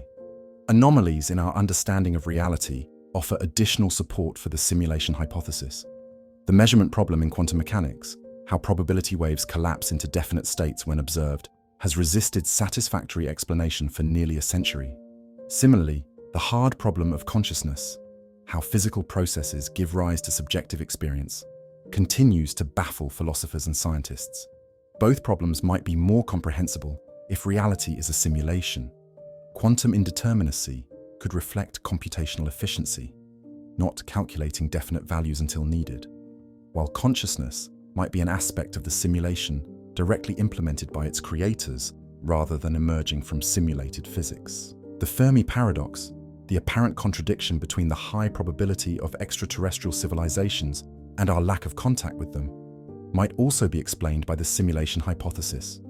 If we're in a simulation focused primarily on human experience or Earth's development, the creators might have simply not bothered to simulate detailed alien civilizations, or might have intentionally kept them separate from us. The vast, apparently empty cosmos might be a backdrop rather than a fully rendered reality, densely populated with other civilizations. Some proponents of the simulation hypothesis point to potential glitches or anomalies in our reality as evidence of its simulated nature. The phenomenon of déjà vu, the strange feeling that you've experienced a current situation before, has been speculatively interpreted as a processing hiccup in the simulation, perhaps related to memory formation or temporal rendering. The Mandela effect, where large groups of people share false memories, such as remembering Nelson Mandela dying in prison in the 1980s when he actually lived until 2013, has similarly been proposed as evidence of retroactive changes or inconsistencies in the simulation's historical database. While these interpretations remain highly speculative, they reflect a broader point. If we were in a simulation sophisticated enough to create our experienced reality, it would likely be very difficult for us to detect its simulated nature from within. Any glitches would likely either be imperceptible or would be rationalized within the logic of the simulation itself. We would be like video game characters trying to prove their inner video game, using only the tools and concepts available within the game. a fundamentally limited perspective. The simulation hypothesis raises profound questions about the nature of the simulators themselves. If we are simulations, what kind of beings created us, and for what purpose? One possibility is that they are our own evolutionary descendants, post-human beings who have achieved such advanced technology that they can simulate their ancestral past with perfect fidelity. They might run such simulations to study their history, for entertainment, or for purposes we cannot fathom given our limited perspective. Alternatively, the simulators might be entities entirely unlike ourselves, perhaps beings from a reality with different physical laws or dimensions. They might be studying how consciousness evolves in various conditions, or they might have created our simulation as a form of art or expression. The possibilities are virtually limitless, highlighting the difficulty of reasoning about the motivations of beings who would, by definition, far exceed our cognitive capacities. Some theorists propose nested simulations, the idea that the reality simulating ours might itself be a simulation within a higher reality, potentially extending through multiple levels. This simulation stack concept suggests that reality might consist of simulations all the way down or up, with no clear base reality that isn't itself simulated. While philosophically intriguing, this infinite regression raises questions about computational resources and efficiency that remain unresolved. The simulation hypothesis also connects with religious and spiritual traditions that describe reality as the creation or dream of a higher consciousness. The Hindu concept of Maya, the illusion or appearance that veils ultimate reality, resonates with the idea of a simulated universe. The Gnostic belief that the material world was created by a demiurge rather than the ultimate divine reality similarly parallels the notion of a reality created by beings who are powerful but not ultimate. These ancient intuitions about the constructed nature of reality find unexpected resonance with the technologically framed simulation hypothesis. If we are indeed living in a simulation, what practical implications might this have? Some argue that it should have little effect on our daily lives. Simulated pain, love, achievement, and meaning would be experientially identical to their real counterparts. From a first-person perspective, the difference between a perfect simulation of consciousness and actual consciousness might be philosophically interesting, but practically irrelevant. Others suggest that the simulation hypothesis should influence our decision-making and values. If we're simulations created for some purpose, we might want to consider what that purpose might be and whether aligning with it serves our interests. If the simulators are monitoring us or have certain expectations, our actions might have consequences beyond what we can perceive within the simulation. Some even suggest that recognition of our simulated nature might eventually allow us to manipulate the parameters of the simulation itself, effectively hacking reality. A particularly intriguing implication concerns the potential termination of the simulation. If we are simulations, our reality could potentially be shut down when it no longer serves the simulator's purposes, or if we develop in ways they hadn't intended. Some proponents of the simulation hypothesis suggest that existential risks like nuclear war or artificial general intelligence might be boundaries programmed into the simulation to prevent us from advancing beyond certain points, similar to how video games have invisible walls or level caps to constrain player progress. This concern about simulation termination has led to what might be called simulation theology, attempts to infer the values and preferences of the simulators and align with them to ensure the simulation's continuation. While highly speculative, such reasoning highlights how the simulation hypothesis can generate quasi-religious thinking about higher powers and our relationship to them, even within an ostensibly scientific framework. Critics of the simulation hypothesis raise several compelling objections. First, the substrate independence assumption that consciousness can be implemented computationally remains unproven and controversial. If consciousness requires quantum effects or other processes that cannot be perfectly simulated, then Bostrom's argument loses much of its force. Similarly, if simulating consciousness requires one-to-one mapping of computational resources, rather than efficiency gains through abstraction, the computational requirements might make ancestor simulations prohibitively expensive, even for advanced civilizations. Theoretical physicist Sabine Hossenfelder argues that simulating quantum field theory, our most fundamental description of particles and forces, is computationally intractable on any conceivable computer. The number of calculations required to simulate even a tiny volume of reality at the quantum level exceeds what could be physically implemented in our universe. Unless the simulation runs on much more efficient algorithms than anything we can currently conceive, or uses approximations that would introduce detectable inconsistencies, a perfect physics simulation might be impossible even in principle. Others critique the probabilistic reasoning in Bostrom's argument. The fact that simulated minds might vastly outnumber non-simulated ones doesn't necessarily justify assigning a higher probability to being simulated, unless we have reason to think we're randomly selected from the set of all possible minds. Various forms of anthropic reasoning and reference class problems complicate the seemingly straightforward probabilistic conclusion that we're likely simulations. Some argue that the simulation hypothesis is effectively unfalsifiable, and therefore outside the bounds of scientific inquiry. Since any evidence against the simulation could itself be simulated, and since a perfect simulation would be indistinguishable from base reality by definition, it's unclear what empirical evidence could conclusively resolve the question. This unfalsifiability doesn't make the hypothesis false, but it does place it in a liminal space between scientific theory and philosophical speculation. Despite these criticisms, interest in the simulation hypothesis continues to grow among philosophers, physicists, and computer scientists. Some researchers have proposed potential tests or signatures that might indicate our reality's simulated nature. These include searching for evidence of computational efficiency measures, like simplifications of physics in unobserved regions or at very small or large scales. Others suggest looking for patterns in cosmic background radiation or the distribution of galaxies that might indicate a computational origin, rather than natural processes.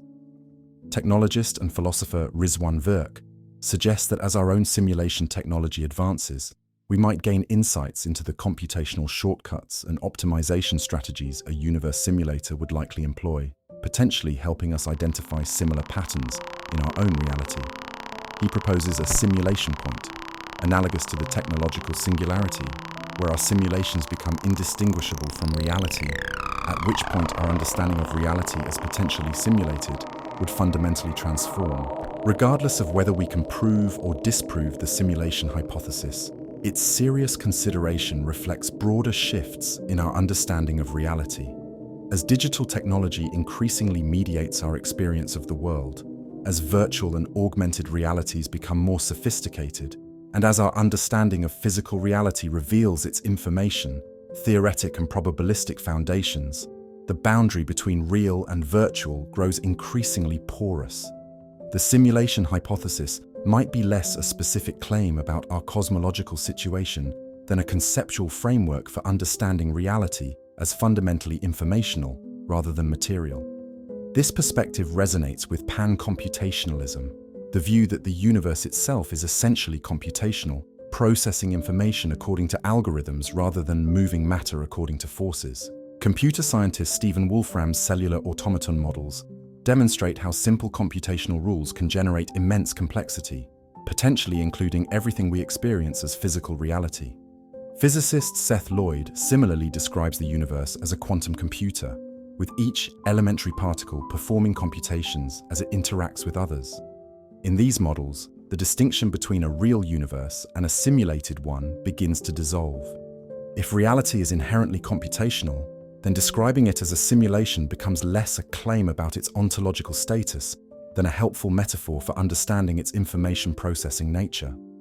The universe might be a computation without necessarily being a simulation created by external beings. It might compute itself into existence, so to speak.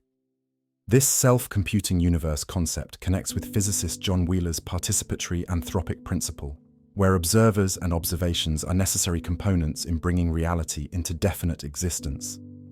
In Wheeler's phrase, the universe is a self-excited circuit, suggesting a reality that bootstraps itself into existence through the interplay of observation and the observed. This perspective integrates aspects of the simulation hypothesis without requiring external simulators, suggesting instead a reality that emerges through its own self-observing, self-computing processes.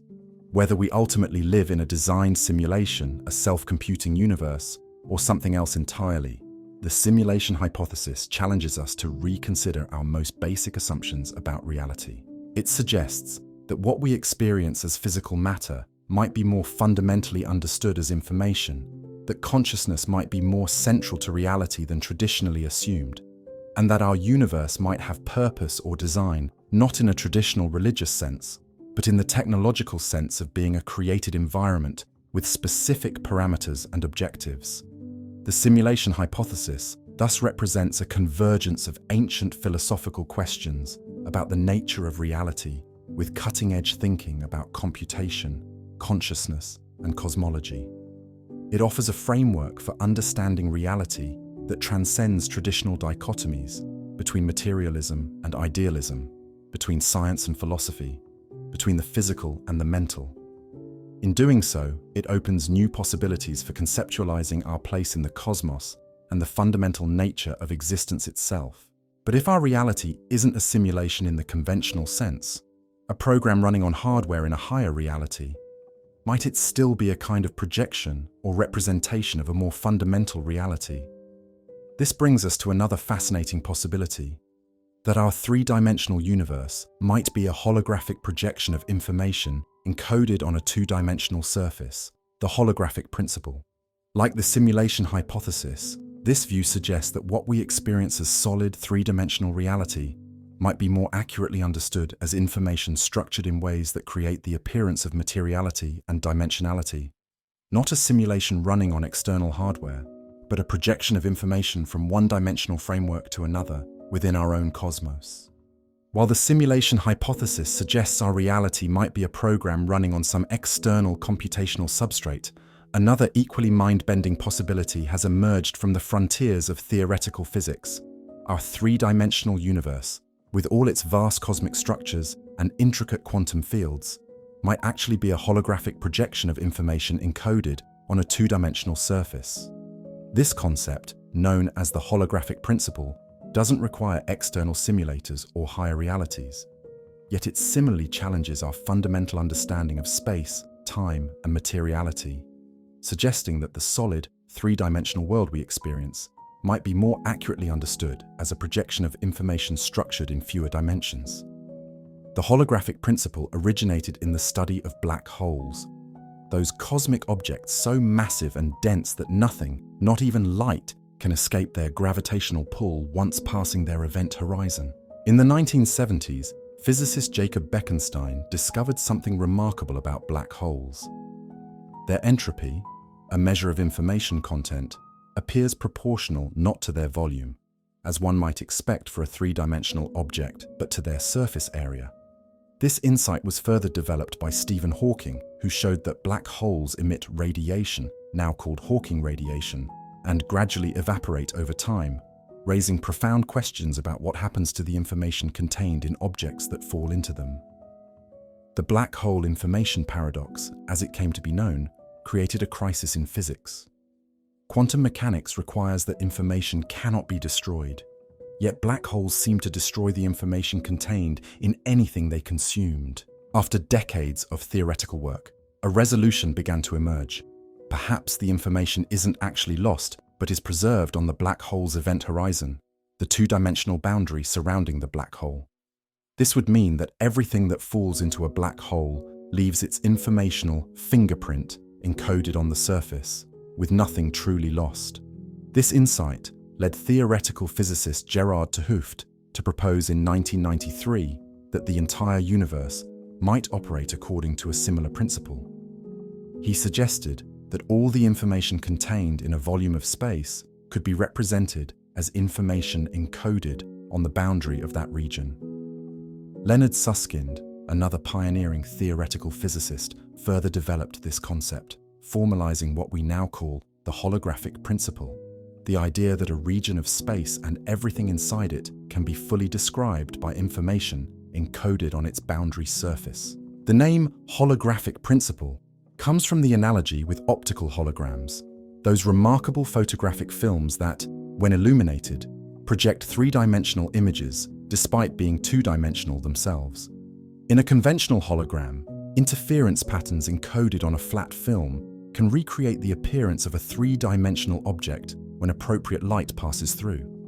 Similarly, the holographic principle suggests that our three-dimensional reality might be projected from information encoded on a distant two-dimensional surface, with the additional dimension of depth being emergent rather than fundamental. This counterintuitive idea gained substantial theoretical support through the work of Argentine-American physicist Juan Maldacena, who in 1997 formulated what is now called the ADAS-CFT correspondence, anti-de Sitter conformal field theory correspondence. This mathematical framework demonstrates an exact equivalence between two seemingly different physical theories: a gravitational theory in a space with negative curvature and an additional dimension, anti-de Sitter space, and a quantum field theory without gravity operating on the boundary of that space, conformal field theory. While the mathematical details are highly complex, the core implication is revolutionary. A gravitational system in a higher dimensional space can be completely equivalent to a non-gravitational system in a lower dimensional space. The theories describe the same physics in different languages, similar to how you might describe the same landscape using either a topographical map or a series of photographs. This equivalence suggests that what we experience as gravity and three-dimensional space might actually emerge from quantum processes occurring on a lower dimensional boundary, like shadows cast by two-dimensional objects creating the illusion of depth. The ADS-CFT correspondence remains the most concrete and mathematically rigorous realization of the holographic principle, providing a framework where physicists can translate problems from one domain to another, often making previously intractable calculations manageable. It's important to note that the specific mathematical formulation applies to theoretical universes, with properties different from our own, notably anti-de Sitter space rather than the de Sitter space that better approximates our expanding universe. Nevertheless, the correspondence has proven so robust and insightful that many physicists believe some version of holography likely applies to our universe as well, though the precise formulation may differ. If our universe is indeed holographic, what exactly is the boundary that contains the information projecting our reality? Various proposals have been offered. Some suggest the boundary might be located at the outer edge of the observable universe, effectively the cosmic horizon beyond which light hasn't had time to reach us since the Big Bang. Others propose that the boundary might be infinite in extent, but located infinitely far in the past or future, a temporal rather than spatial boundary. Still others suggest the boundary might exist in higher dimensions altogether, inaccessible to our direct observation, but mathematically necessary for consistency. The holographic principle carries profound implications for our understanding of space and time. If three-dimensional space emerges from information encoded on a two-dimensional surface, then space itself isn't fundamental but derivative, more like a convenient organizing principle for information than an absolute container for matter and energy. In this view, localization in space, the perception that objects exist at specific positions, would be an emergent approximation rather than a fundamental truth, similar to how temperature emerges from the average motion of countless particles without being fundamental to any individual particle. This reconceptualization extends to gravity itself. In conventional physics, gravity is understood as the curvature of space-time caused by mass and energy, as described by Einstein's general relativity. But in the holographic framework, gravity might not be a fundamental force at all, but rather an emergent phenomenon, a manifestation of entropy and information dynamics occurring on the boundary. In a holographic universe, entanglement might not involve information traveling faster than light across space, which would violate relativity, but might instead reflect the non-local nature of the underlying information encoding. If the three-dimensional reality is projected from a two-dimensional boundary, then points that appear distant in 3 dimensions might be encoded in adjacent regions on the boundary, explaining their seemingly non-local connections. Several lines of evidence support the potential reality of the holographic principle. First, the mathematical consistency and predictive power of the ADS-CFT correspondence provide strong theoretical grounds for taking holography seriously. The correspondence has been used to solve previously intractable problems in both quantum field theory and gravitational physics, suggesting it captures something fundamental about reality rather than being merely a convenient mathematical trick. Second, holography potentially resolves long-standing tensions between quantum mechanics and general relativity, particularly regarding black holes and singularities. The black hole information paradox, which initially inspired holographic thinking, finds a natural resolution if information is preserved on the event horizon rather than lost inside. Similarly, the infinite densities predicted at singularities, both in black holes and potentially at the Big Bang, become more manageable when viewed through a holographic lens, where information density remains finite on the encoding boundary. Third, certain cosmological observations align with predictions from holographic models. Studies of the cosmic microwave background, the oldest light in the universe, left over from shortly after the Big Bang, have revealed patterns and correlations that some researchers suggest are consistent with a holographic universe. In 2017, researchers from the University of Southampton published findings claiming that the microwave background radiation shows evidence of holographic properties, though this interpretation remains contested within the scientific community. If our universe is indeed holographic, with three-dimensional reality emerging from information encoded on a two-dimensional boundary, then space as we understand it would be illusory in a profound sense. The apparent solidity and three-dimensionality of objects, the distances between cosmic structures, and the very notion of here versus there would be convenient approximations rather than fundamental truths, more like the depth we perceive in a hologram than absolute spatial positions. This doesn't mean that our experiences of space are false in a practical sense. The illusion, if that's what it is, would be incredibly consistent and useful for navigating our environment, similar to how our perception of solid objects as continuous substances, rather than mostly empty space with scattered atoms, serves us well in daily life, even if it's not physically accurate at the microscopic level. The holographic nature of reality would be a truth about the fundamental structure of the universe rather than something we could directly perceive in ordinary experience. The implications extend to our understanding of information and its relationship to physical reality. If the universe is holographic, then information isn't just something that exists within the universe. It's what the universe is made of at its most fundamental level. Physical laws, in this view, would be less like rules governing the behavior of material objects and more like algorithms governing the processing and transformation of information. Reality would be more fundamentally informational than material, with physical phenomena emerging from patterns of information rather than vice versa. This information-centric perspective resonates with quantum mechanics, where the act of measurement, effectively the extraction of information, plays a central role in determining physical states. It also connects with Wheeler's famous it from bit principle, suggesting that physical objects, it, derive from information, bit, rather than information being a property of pre-existing physical objects. The holographic principle would represent a concrete realization of this information-first view of reality, providing a specific framework for how informational building blocks construct the appearance of physical materiality. Black holes offer the most concrete testing ground for holographic principles.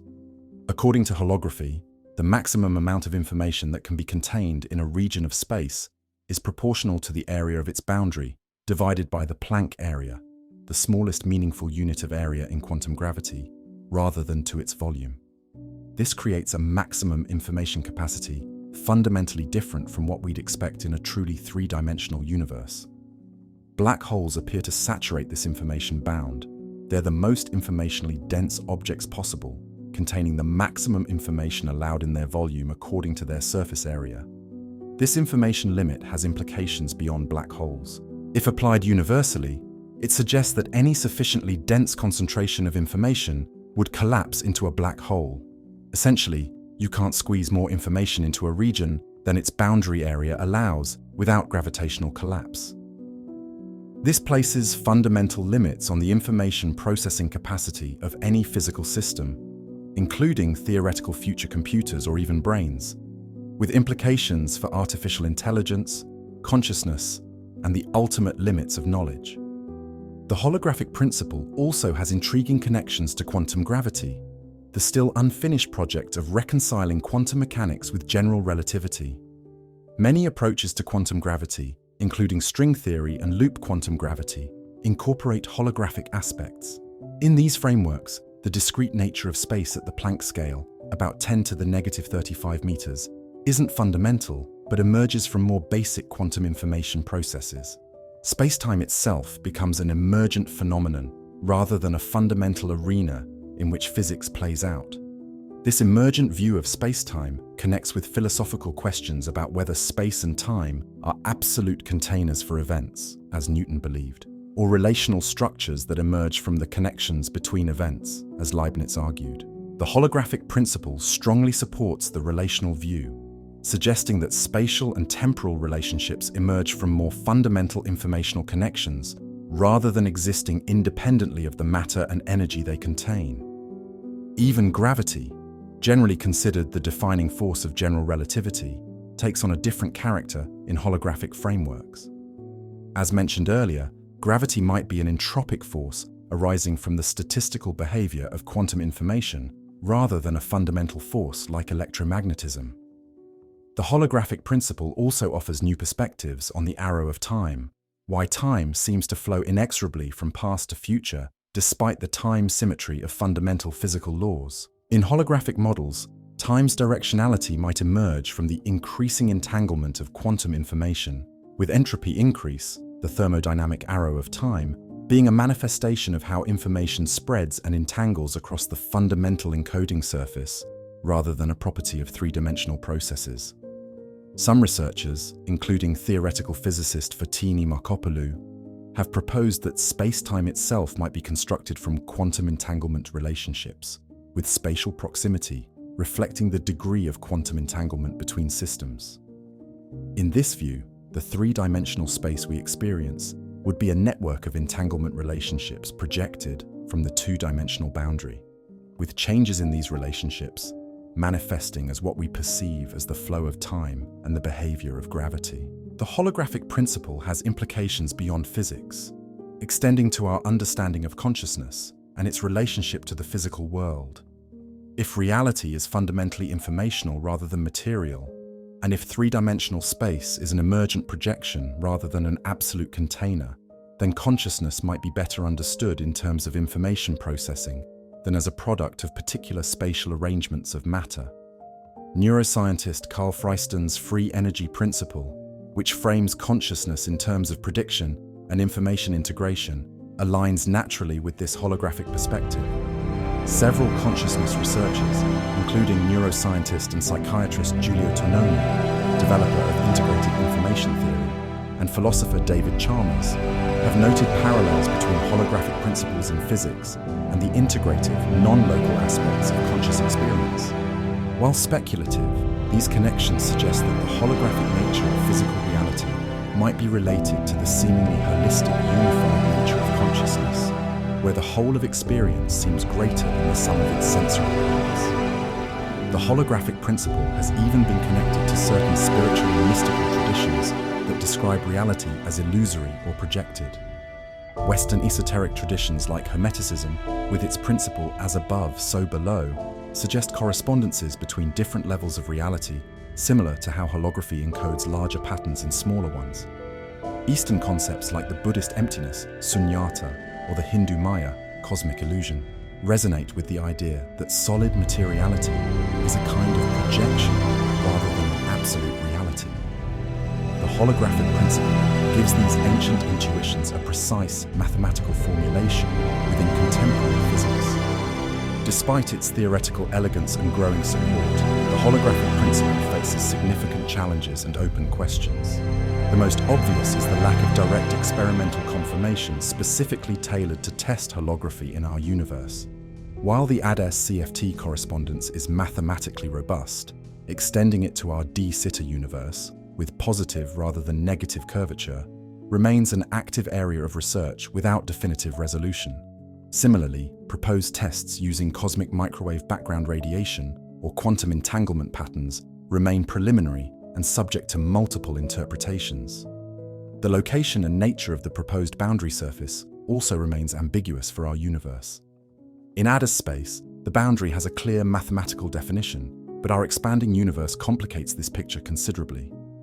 Various proposals, from cosmic horizons to past or future infinity, each come with theoretical challenges. Without a clearly defined boundary, it becomes difficult to precisely formulate how the holographic encoding would work in our specific cosmic environment.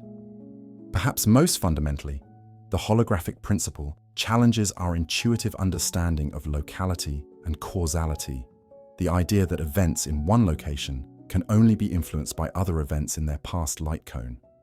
In a holographic universe, apparently local events might be encodings of non-local processes occurring on the boundary, raising questions about how causality operates at the most fundamental level.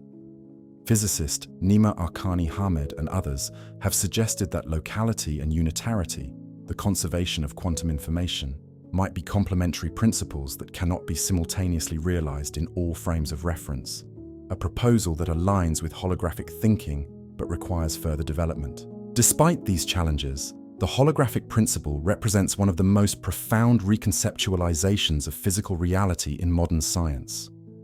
It suggests that the three-dimensional world we experience, with its vast cosmic structures, its intricate quantum fields, and its apparently solid material objects, might be a kind of projection or representation of information encoded on a lower dimensional boundary. Space itself becomes emergent rather than fundamental, with profound implications for our understanding of gravity, time, information, and consciousness. This doesn't mean we're living in an illusion in the conventional sense. The three-dimensional reality we experience would still be real and consistent, just as the depth in a well-made hologram is genuinely perceived, even if it's projected from a two-dimensional film. But it would suggest that the fundamental nature of reality is quite different from our intuitive picture, that the seemingly absolute facts of three-dimensional space and localized objects are convenient approximations of a deeper truth in which information and its patterns are more fundamental than material substance or spatial extension. The holographic principle thus offers a third possibility alongside traditional materialism, where matter is fundamental, and idealism, where mind is fundamental, a view where information is the fundamental reality, with both the physical world and conscious experience emerging as different aspects or representations of underlying informational patterns and processes.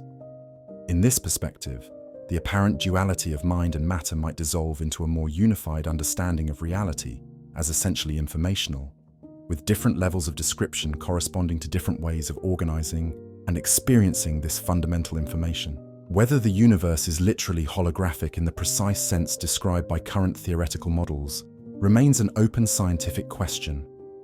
But the principle has already transformed how many physicists think about space, time, gravity, and information, opening new conceptual possibilities and research directions. Like the transition from Newtonian absolute space to Einstein's relativistic spacetime, the holographic principle represents a potential paradigm shift in our understanding of reality, one that doesn't negate our everyday experience, but places it within a larger, more counterintuitive framework where what seems most solid and certain may be a projection of something quite different. As we contemplate the possibility that three-dimensional space itself might be projected from a lower dimensional information encoding, we naturally confront another fundamental aspect of our reality that might not be what it seems: time itself. Is the flow of time from past to future as absolute as it appears? Or might it too be a kind of projection or construction rather than a fundamental feature of reality? Do past, present, and future exist simultaneously in some sense, with our experience of temporal flow being more psychological than physical? The holographic reconsideration of space leads naturally to a parallel reconsideration of time and its mysterious directionality. Having explored how three-dimensional space might be a projection of information encoded on a lower dimensional boundary, we must now confront another fundamental aspect of our reality that might not be what it seems: time itself. Nothing seems more certain than time's passage, the steady flow from past to future that defines our experience of existence. We remember the past, experience the present, and anticipate the future with a clear directionality that appears intrinsic to reality itself. Yet modern physics suggests this intuitive picture of time may be profoundly mistaken. Time as we experience it, with its flow, direction, and division into past, present, and future, might be more a construction of consciousness than a fundamental feature of the universe. The reconsideration of time began with Einstein's theories of relativity, which demolished the Newtonian concept of absolute time, a universal clock ticking at the same rate for all observers throughout the universe. Special relativity revealed that time passes differently for observers moving at different velocities relative to one another, a phenomenon called time dilation. Two synchronized clocks will disagree after one has been in motion relative to the other, with neither having a privileged claim to measuring true time. This isn't merely a matter of perception or measurement error, but reflects the actual relativity of temporal experience. Time itself runs differently depending on relative motion. General relativity extended this insight by showing that gravity also affects the passage of time. Clocks in stronger gravitational fields run slower than those in weaker fields, another form of time dilation with measurable effects. GPS satellites must correct for this difference, as time passes slightly faster for them in orbit than for receivers on Earth's surface. These effects aren't small curiosities, but fundamental aspects of how time operates, verified countless times through precise experiments and practical applications. Perhaps most disturbingly, relativity abolished the concept of simultaneity. Events that appear simultaneous to one observer will occur at different times for another observer moving at a different velocity. There is no universal now extending throughout the universe, no objective present moment that all observers would agree upon. What counts as now depends entirely on the observer's frame of reference, with no frame being more correct than others. This realization strikes at the very heart of our intuitive understanding of time, where the present moment seems to have a special, objective status. In this view, time doesn't flow at all. Rather, past, present, and future all exist simultaneously in a four-dimensional space-time block. As Einstein wrote to console the family of his deceased friend Michel Besso, "Now he has departed from this strange world, a little ahead of me. That means nothing." The block universe perspective emerges naturally from the mathematics of relativity, where time appears as simply another dimension in a four-dimensional manifold called space-time. Your experience of the present isn't objectively special. It's just the time coordinate of your current position in the space-time manifold, with past and future equally real from a perspective outside of time. This view receives support from the structure of physical laws. The fundamental equations of physics, from Newton's laws of motion to Einstein's field equations to Schrödinger's wave equation, are time-symmetric. They work equally well whether time runs forward or backward, showing no intrinsic preference for one direction over the other. If you watched a video of two billiard balls colliding and then separating, you couldn't determine whether the video was playing forward or backward solely from the physics of the collision. The apparent directionality of time in our experience seems absent from the mathematical descriptions of reality at its most fundamental level. The block universe conception raises profound questions about free will and determinism. If the future already exists in some sense, just as Paris exists even when you're in Tokyo, then is the future already determined? Are our apparent choices merely our subjective experiences of moving along world lines that are already laid out in the space-time manifold? The physicist Brian Greene uses the metaphor of a loaf of bread, with each slice representing a moment in time. All the slices exist simultaneously as part of the loaf, but we experience them sequentially as we move through them. Yet this deterministic picture conflicts with quantum mechanics, which introduces fundamental indeterminacy into our understanding of reality. According to standard interpretations of quantum theory, certain properties of particles remain genuinely undetermined until measured, existing only as probability distributions rather than definite values. This suggests that the future might not be entirely fixed, even in a block universe framework. Perhaps the space-time block contains multiple branches or possibilities rather than a single determined future. Various interpretations of quantum mechanics offer different perspectives on this tension. The many worlds interpretation proposes that all possible outcomes of quantum measurements actually occur, each in a different branch of an ever-splitting multiverse. In this view, the future isn't singular, but branches into countless possibilities, with our experience tracking just one path through this vast tree of potential realities. The block universe becomes a block multiverse, with all possible histories and futures existing simultaneously across different branches. Other interpretations, like the transactional interpretation developed by John Cramer and further elaborated by Ruth Kastner, suggest that quantum phenomena involve interactions across time, with advanced waves moving backward in time from the future meeting retarded waves moving forward from the past. These interpretations hint at a deeper temporal structure where causality operates bidirectionally, further undermining our intuitive sense of time as a one-way flow from past to future. These quantum considerations lead to an even more radical possibility, that time isn't merely relative or block-like, but might emerge from more fundamental timeless processes. Physicists attempting to reconcile quantum mechanics with general relativity, our two most successful but mutually incompatible physical theories, have developed approaches to quantum gravity where time disappears as a fundamental variable. In theories like loop quantum gravity and certain formulations of string theory, what we experience as time emerges from timeless quantum processes, similar to how temperature emerges from the average motion of particles without being fundamental to any individual particle. Physicist Carlo Rovelli, a proponent of loop quantum gravity, argues for this timeless perspective. The world is not a succession of events, like the ticking of a gigantic clock. Rather, it's a complex network of events in which no single measurement of time can apply to the entire universe. In this view, time isn't a fundamental dimension along which reality evolves, but a way of relating different physical events, a parameter that emerges from more basic relationships rather than an absolute container for them. If fundamental physics offers reasons to doubt the reality of time as we intuitively understand it, our subjective experience presents an equally fascinating puzzle: the apparent flow or passage of time. We feel ourselves moving from past to future, with the present constantly advancing. Yet this sensation of movement through time raises conceptual difficulties.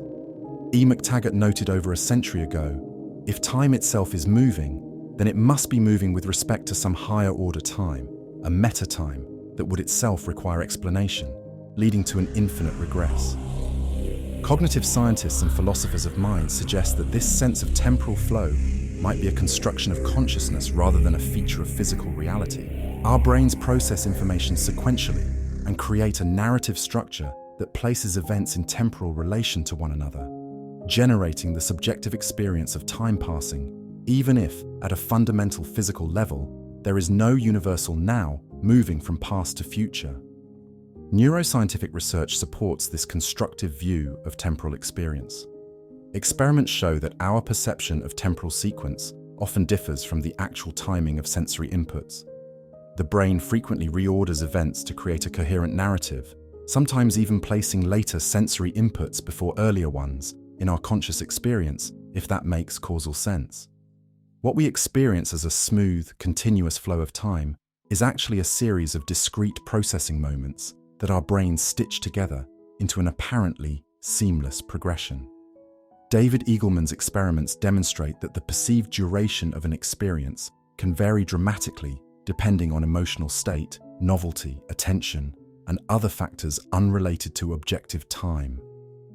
Time seems to slow during frightening experiences, like a fall from height, compress during familiar routines, and expand when we encounter novel situations.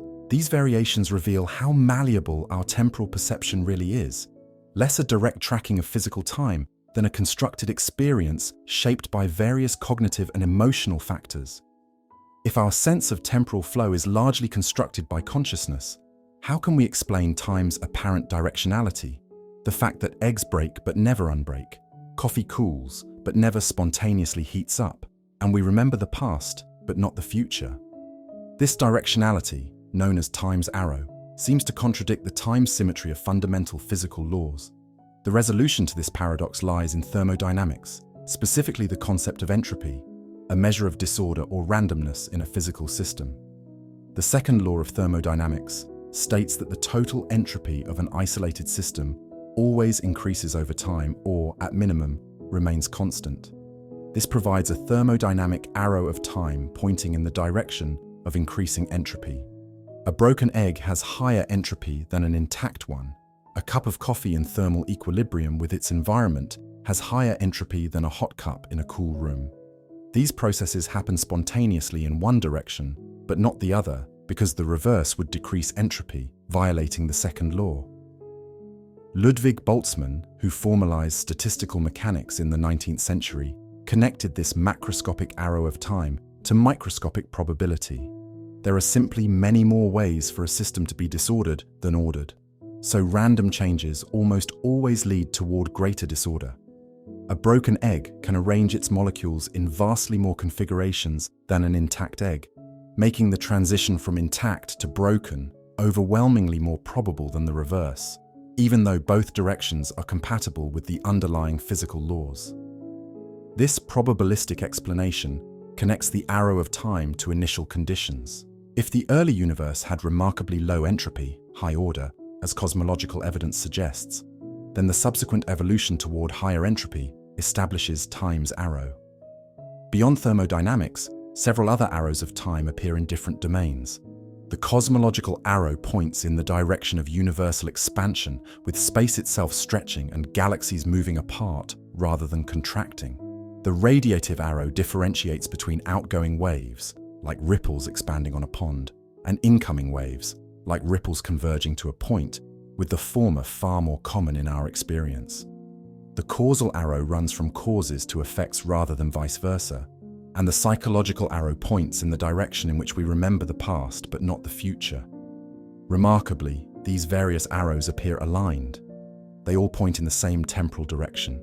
This alignment suggests they might share a common origin, perhaps in the thermodynamic arrow and the low-entropy early universe.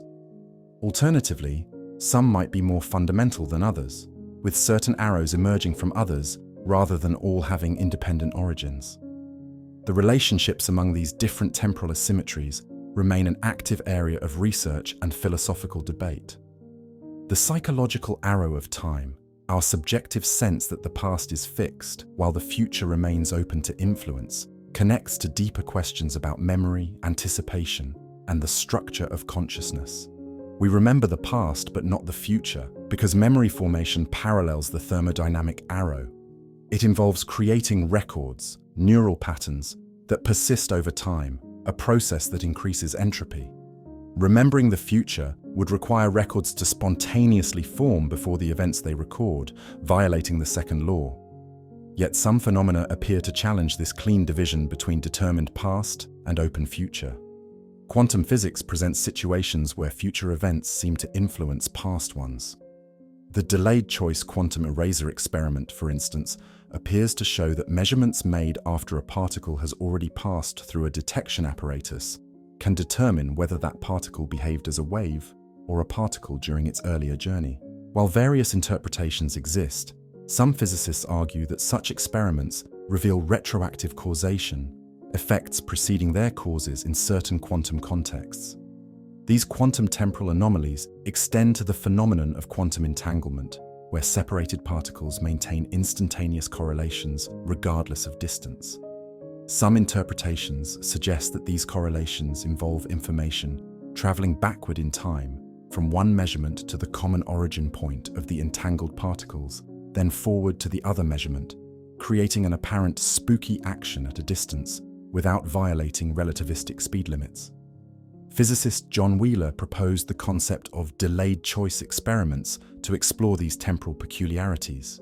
In his words, the past has no existence except as recorded in the present, suggesting that reality might be participatory, with present observations somehow helping to determine not just the future but aspects of the past as well. This doesn't mean we can change historical facts through current choices, but it suggests a more complex relationship between different temporal locations than our intuitive models allow. This perspective, that observation in the present, partially defines what we consider real in both past and future, connects quantum indeterminacy with the constructive nature of temporal experience, suggesting that time structure might be more circular or network-like than linear at its foundations. The philosophical implications of these considerations are profound. If time as we experience it, flowing, directional, divided into past, present, and future, is largely a construction of consciousness rather than a fundamental feature of physical reality, then our most basic assumptions about existence require radical revision. The present moment, that seems so self-evidently real and special, loses its privileged status.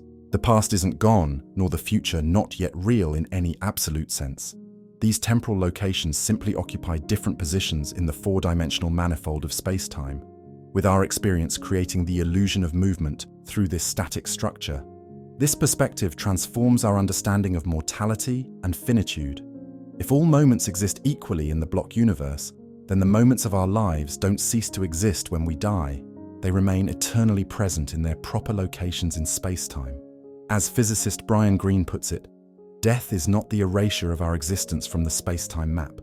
The map exists. We exist on it permanently. Death is not the expunging of our being. It's the end of a world line. Various philosophers have attempted to reconcile our subjective experience of time with the picture emerging from physics. Some propose a growing block model, where the past and present exist, but the future doesn't yet. The block universe expands as the present moment advances, with new slices of reality coming into existence.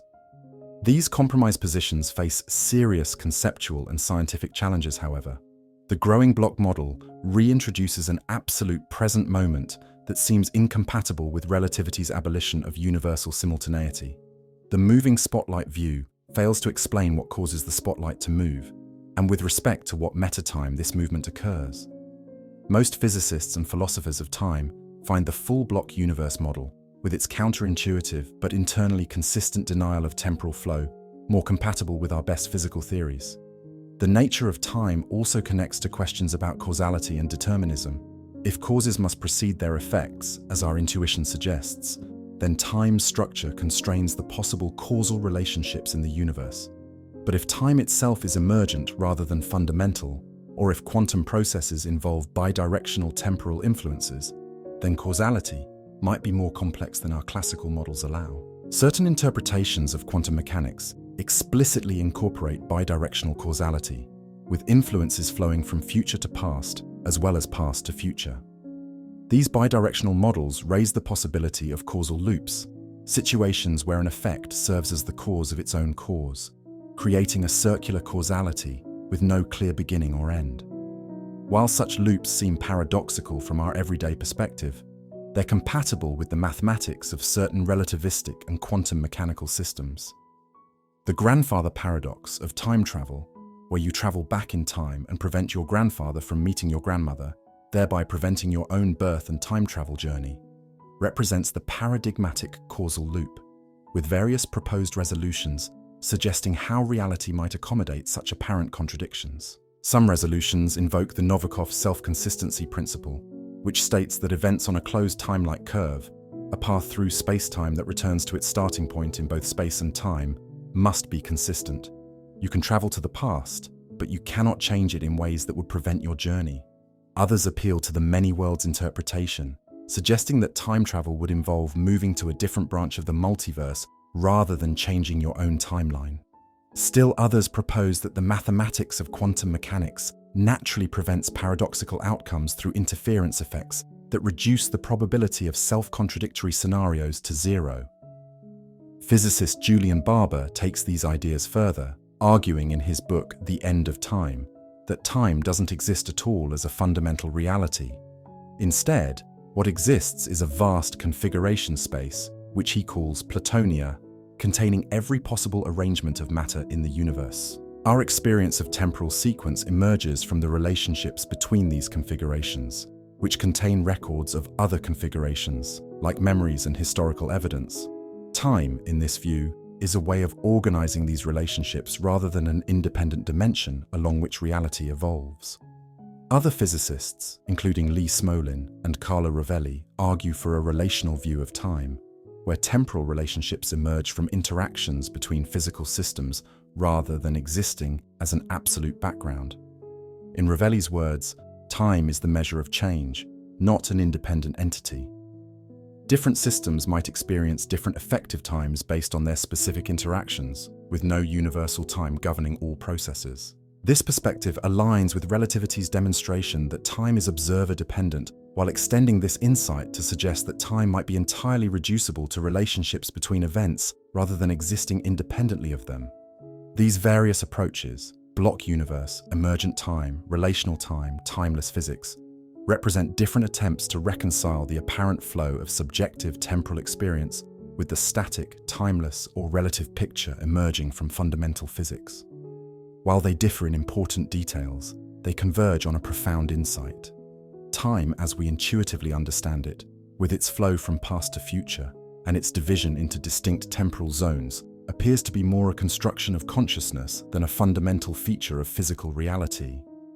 This doesn't mean our temporal experience is false in any simple sense. Like our perception of solid objects, despite there being mostly empty space at the atomic level, our experience of flowing time serves us well for navigating our environment and coordinating with others. But it suggests that this experience represents a perspective on reality rather than reality's fundamental structure, a way that consciousness organizes and interprets information rather than a direct perception of time as it exists independently of observation.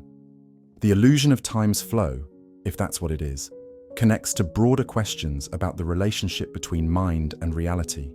If consciousness constructs not only qualities like color and sound, but even our experience of time itself, then the boundary between objective reality and subjective experience becomes increasingly porous. We find ourselves contemplating a view where mind and matter, subjective and objective, might be different aspects of a more fundamental reality that transcends this dichotomy, perhaps an information-based reality with both physical and experiential aspects, neither reducible to the other.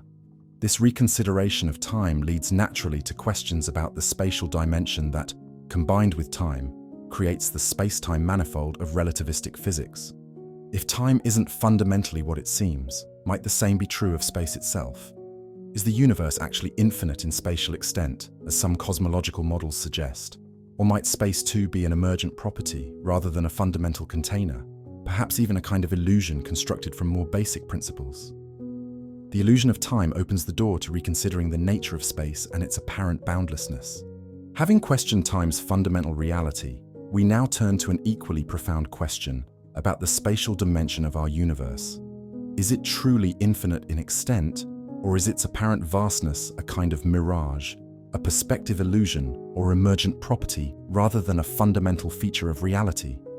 Throughout history, humans have gazed at the night sky and contemplated the universe's enormity, gradually expanding our conception from the flat Earth surrounded by celestial spheres to today's vision of a vast cosmos containing billions of galaxies stretching across unfathomable distances. But even this modern conception might represent just another stage in our evolving understanding rather than a final truth. The concept of infinity itself poses deep philosophical challenges. As Aristotle recognized over 2 millennia ago, we must distinguish between potential infinity and actual infinity. Potential infinity involves quantities that can increase without bound, like the sequence of natural numbers. You can always add one more. Actual infinity involves completed, existing infinite totalities, like the set of all natural numbers considered as a whole. While mathematicians have developed sophisticated tools for handling actual infinities, their existence in physical reality remains controversial. Can anything physically infinite actually exist? Or does infinity represent a mathematical idealization that physical reality can approach but never embody?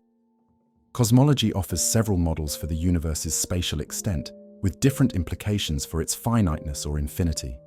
In a flat universe with zero curvature, space could extend infinitely in all directions. In a positively curved universe, like the surface of a sphere but in 3 dimensions, space would be finite but unbounded. You could travel indefinitely without encountering an edge, eventually returning to your starting point. In a negatively curved universe, like a saddle shape, space could be either finite or infinite, depending on its topology. Current observations suggesting the universe is remarkably flat leave open the possibility of spatial infinity. But even if space extends infinitely, our observable universe, the portion from which light has had time to reach us since the Big Bang, remains finite, with a radius of approximately 46 billion light-years. This horizon exists because the universe has a finite age, about 13.8 billion years, and light travels at a finite speed. Regions beyond this cosmic horizon remain permanently inaccessible to our direct observation, raising profound questions about whether we can meaningfully assert anything about what exists beyond what we can, even in principle, observe. This limitation connects to an essential epistemological question. If regions of space exist beyond our observable universe, with no causal connection to us and no possibility of empirical verification, should we consider them physically real or merely theoretical constructs? Some philosophers of science argue that portions of the universe permanently beyond observation should be considered metaphysical rather than physical, more akin to mathematical abstractions than concrete realities. Others maintain that the simplest cosmological models, which often imply regions beyond our observable horizon, provide adequate justification for accepting these unobservable regions as physically real.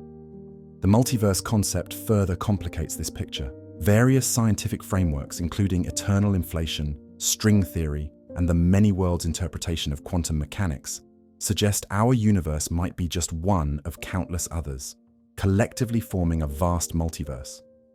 If true, what we consider the universe would be merely a tiny fraction of a much larger reality, with potentially different physical laws, constants, dimensions, and histories operating in different regions.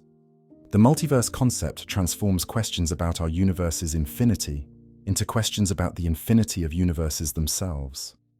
Eternal inflation theory, developed by physicists including Alan Guth and Andre Linde, proposes that the inflationary expansion that preceded our observable universe continues eternally in other regions, constantly spawning new bubble universes like our own. This would create an infinite multiverse containing infinitely many distinct universes, each potentially infinite itself. String theory's landscape of possible vacuum states, estimated at 10 to the 500th power distinct configurations, similarly implies a vast multiverse with different physical laws operating in different regions. The many worlds interpretation of quantum mechanics suggests reality branches, with every quantum event creating countless parallel universes representing all possible outcomes. If the universe, or multiverse, is spatially infinite, a remarkable consequence follows. Every possible configuration of matter permitted by physical laws would necessarily occur, not just once, but infinitely many times. In an infinite universe, with finite types of particles arranged in finite ways within any finite volume, configurations must eventually repeat due to combinatorial necessity. This would mean that somewhere in the cosmos, exact copies of Earth would exist, including exact copies of you reading these words, as well as near copies with every possible variation. You with slightly different experiences, you making different choices, you in entirely different circumstances. This cosmic doppelganger scenario follows mathematically from infinite space combined with quantum mechanics' finite possibilities within finite regions. As physicist Max Tegmark calculates, an exact copy of our observable universe would be expected to occur at a distance of approximately 10 to the 10 to the 118th power meters, a number so vast it defies comprehension but remains finite within an infinite cosmos. These duplicates raise profound questions about identity, uniqueness, and the meaning of individual existence. If infinite copies of you exist, each experiencing slightly different lives, what does that imply about your individuality, or the significance of your choices? Setting aside these mind-bending implications of actual spatial infinity, we might question whether space itself is fundamental or emergent. Just as time might emerge from timeless quantum processes, space might emerge from more basic, non-spatial structures. Various approaches to quantum gravity, the still unfinished project of reconciling quantum mechanics with general relativity, suggest that continuous space might emerge from discrete, non-spatial elements at the most fundamental level, similar to how the apparent continuity of a digital image emerges from discrete pixels when viewed from sufficient distance. Loop quantum gravity proposes that space consists of quantized atoms of space at the Planck scale, about 10 to the negative 35 meters. These spatial atoms form networks of relationships that, when viewed at larger scales, approximate the continuous three-dimensional space of our experience. Causal set theory similarly suggests that space-time emerges from discrete elements connected by causal relationships, with spatial distances emerging from the counting of causal connections. These approaches suggest that the apparently infinite extensibility of space might be an emergent property of these more fundamental discrete structures rather than an intrinsic feature of reality. Holographic principles offer another perspective on space's emergent nature. If our three-dimensional reality emerges from information encoded on a two-dimensional boundary, then the apparent infinity of space might reflect the information capacity of this boundary rather than an actual spatial infinity. The holographic principle implies fundamental limits on information density in space, suggesting that apparently infinite spatial extension might conceal finite informational content, making the universe informationally finite even if geometrically vast or infinite. Simulation hypotheses add yet another twist. If our reality is a sophisticated simulation created by advanced beings, then the apparent infinity of space might be a programmed feature rather than a fundamental truth of base reality. Like video games that render distant landscapes only when players approach them, conserving computational resources, a simulated universe might generate the appearance of spatial infinity without actually implementing it in full detail. The universe might appear potentially infinite from within while being finitely implemented in whatever computational substrate runs the simulation. The universe's size confronts us with profound challenges of scale and comprehension. At roughly 93 billion light-years in diameter, our observable universe already exceeds human intuition. Light, traveling at 300,000 kilometers per second, takes billions of years to cross this expanse. The Milky Way alone contains hundreds of billions of stars, and the observable universe contains roughly 2 trillion galaxies. These numbers overwhelm our evolved intuitions, which developed to handle middle-world scales relevant to our ancestors' survival. When contemplating cosmic scales, we rely on mathematics rather than intuition, using equations to describe what we cannot directly visualize. Observations of cosmic homogeneity and isotropy, the fact that the universe looks roughly the same in all directions and at all locations when viewed at sufficiently large scales, provide essential clues about its structure. The remarkably uniform cosmic microwave background radiation, the afterglow of the Big Bang, shows temperature variations of only about 1 part in 100,000 across the entire sky. This uniformity suggests common origin and interconnectedness, with the entire observable universe having emerged from a minuscule region during the inflationary epoch shortly after the Big Bang. This combination of vast size with remarkable uniformity creates a tension in cosmology. If distant regions of the observable universe lie outside each other's light cones from the Big Bang until now, meaning they've had no time to communicate or interact, how did they achieve such similar conditions? The inflation theory addresses this horizon problem by proposing that the entire observable universe originated from a microscopic region that achieved equilibrium before undergoing exponential expansion, explaining the uniformity we observe across cosmic scales. The concept of inflation transforms our understanding of the universe's size and structure. During inflation, space itself expanded exponentially, with regions initially closer than the size of a proton stretching to cosmic scales in a tiny fraction of a second.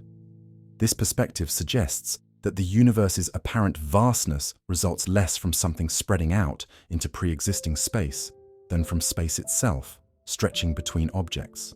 Galaxies aren't flying away from us through space. Rather, space itself expands between galaxies, carrying them along like raisins in rising bread dough. This cosmological principle, that the universe looks essentially the same from any observation point, contradicts our intuitive sense of occupying a special position. From Earth, we observe an apparently finite, spherical universe centered on our location, with ourselves at the middle of everything we can see. But this cosmic centeredness is an illusion created by the light speed limit of information travel. Every observer in the universe would see themselves at the center of their own observable sphere, with no location being objectively central. This decentering of human perspective continues the Copernican revolution that moved Earth from the center of the cosmos to its actual status as one planet orbiting an ordinary star in the outskirts of an ordinary galaxy. Dark energy, the mysterious force accelerating the universe's expansion, further complicates our understanding of cosmic structure.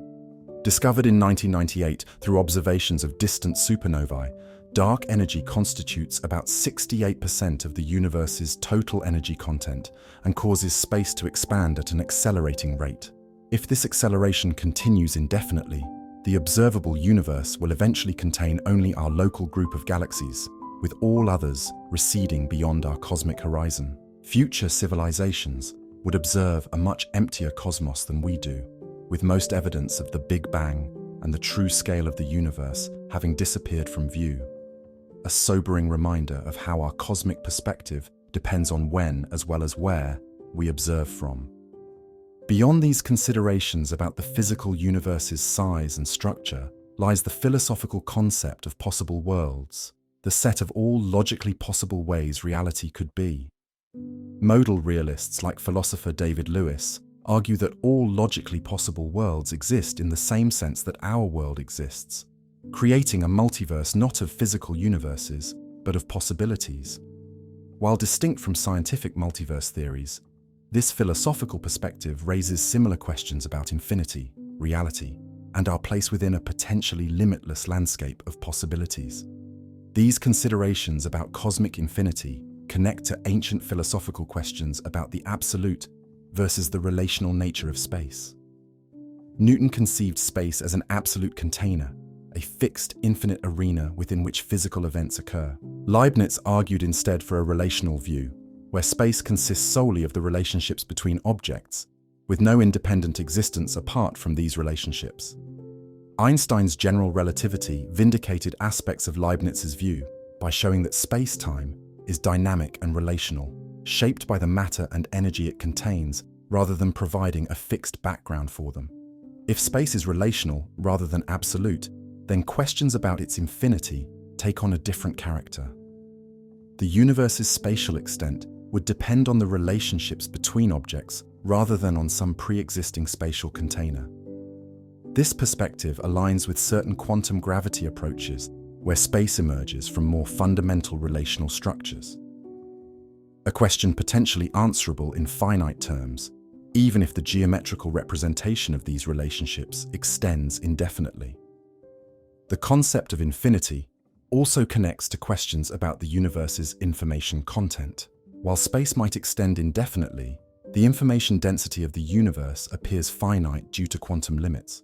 The holographic principle suggests that the maximum information content of any region is proportional to its surface area rather than its volume, implying that an apparently infinite universe might contain only finite information. Seth Lloyd estimates the observable universe's total information processing capacity at approximately 10 to the 123rd operations on 10 to the 92nd bits, vast but finite numbers despite the cosmos's enormous extent. This information-based perspective transforms our conception of cosmic infinity. Rather than thinking of the universe as infinitely large in a geometric sense, we might better understand it as finitely complex in an informational sense, with its apparent spatial infinity, reflecting the ways this finite information can be arranged and experienced, rather than an actual infinity of distinct contents. The universe might be infinite in potential exploration, while finite in essential description, a finite melody that can be played in endless variations.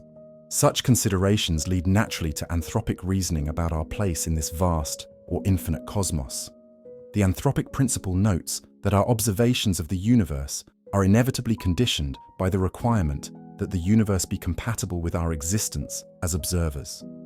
We necessarily find ourselves in a region of the multiverse compatible with the evolution of intelligent life, regardless of how rare such regions might be in the total cosmic landscape.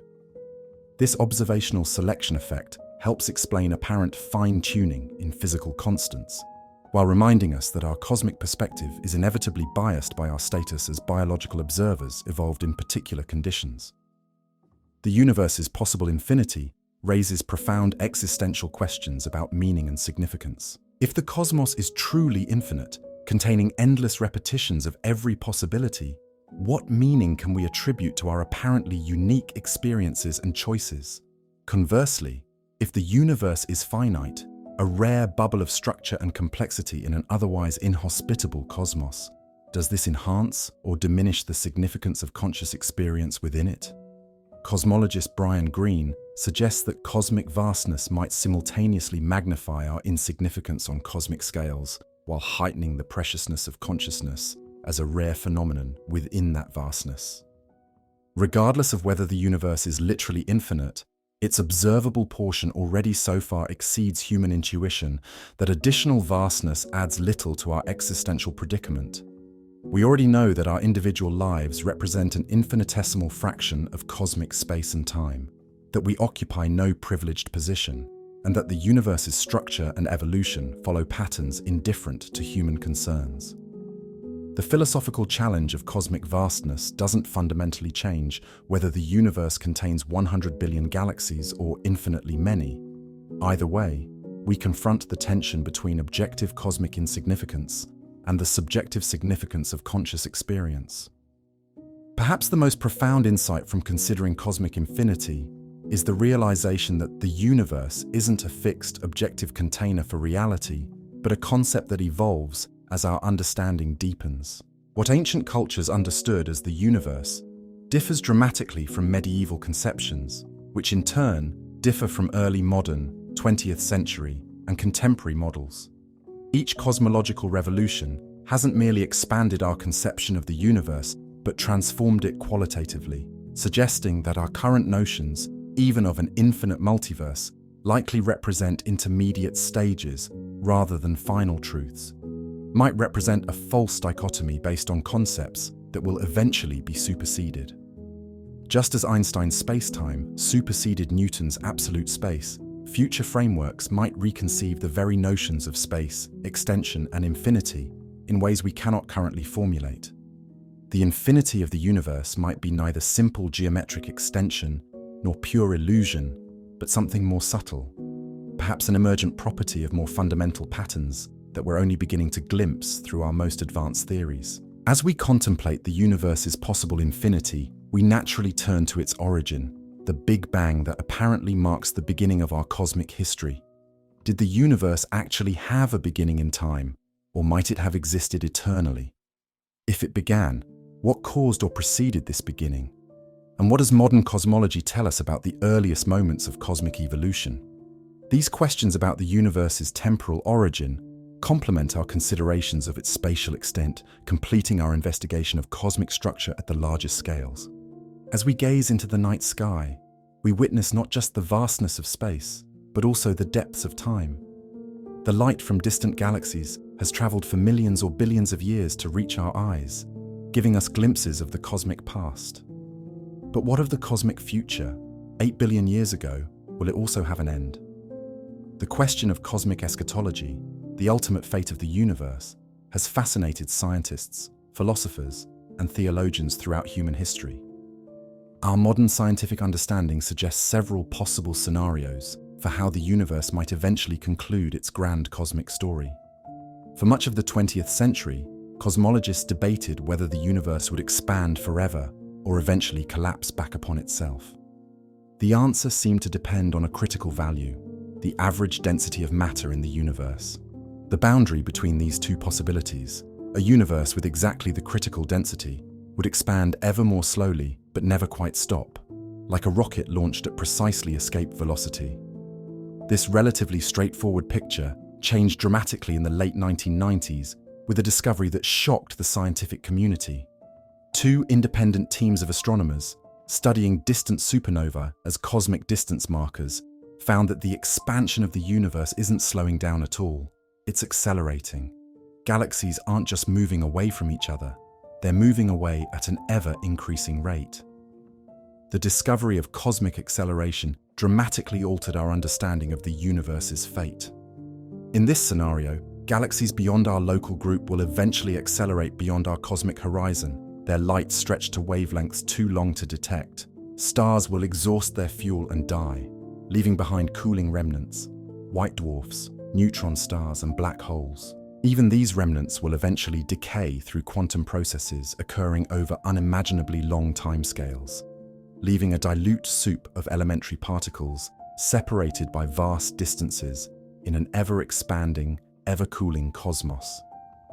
The timeline of this cosmic evolution unfolds across timescales that dwarf human comprehension.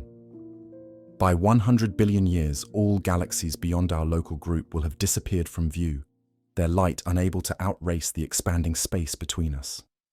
Star formation will gradually cease as the available gas becomes too diffuse and contaminated with heavy elements to form new stars. By 1 trillion years, even the longest-lived red dwarf stars will exhaust their nuclear fuel, leaving the universe dark except for the cooling remnants of dead stars. The far future becomes even stranger. Over periods of 10 circumflex 40 years or longer, quantum tunneling will cause protons to decay into lighter particles, while black holes will evaporate through Hawking radiation. White dwarfs and neutron stars will collapse into black holes, which will themselves eventually evaporate. After approximately 10 circumflex 100 years, a Google, the universe will reach a state of maximum entropy, with matter and energy distributed so uniformly that no further work can be done. This is the ultimate heat death. A universe of elementary particles so diffuse and with so little energy that nothing interesting can ever happen again. The cosmos would not end with a bang, but with an eternal, featureless whimper.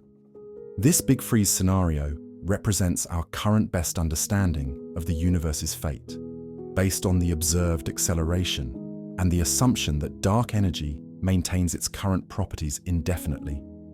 But cosmologists have identified other possibilities that depend on the nature of dark energy, which remains one of the greatest mysteries in modern physics. If dark energy strengthens over time, a scenario called phantom energy, the expansion could accelerate to such an extreme that it eventually tears apart galaxies, stars, planets, and even atoms and subatomic particles. This Big Rip scenario would see the universe literally pulled apart at the seams as the fabric of space-time is stretched beyond its breaking point. Calculations suggest that if phantom energy exists, this cosmic doomsday could occur as soon as 22 billion years from now, though most models place it much further in the future, if it happens at all. In the Big Rip, cosmic structures would be systematically destroyed as the accelerating expansion overcomes progressively stronger forces. First, galaxy clusters would be pulled apart, then individual galaxies, followed by solar systems, planets, and eventually even atoms and subatomic particles. In the final moments, space-time itself would be torn apart, bringing the universe to a dramatic and conclusive end, quite different from the slow fading of the heat death scenario. Alternatively, if dark energy weakens or changes sign to become attractive rather than repulsive, the current acceleration could eventually reverse. This would lead back to the Big Crunch scenario that cosmologists contemplated before the discovery of cosmic acceleration. A universe that expands for a finite time, then contracts, growing hotter and denser until all matter collides in a final singularity, perhaps similar to the Big Bang, but in reverse. While current observations suggest this scenario is unlikely, we've measured dark energy's properties for only a tiny fraction of cosmic history, so its long-term behavior remains uncertain. The Big Crunch presents a mirror image of the universe's beginning. As galaxies are pulled back together, the cosmic microwave background would be blue-shifted rather than red-shifted, growing hotter rather than cooler. Stars would orbit their galaxies faster and faster as space contracted, eventually moving so quickly they would collide and merge.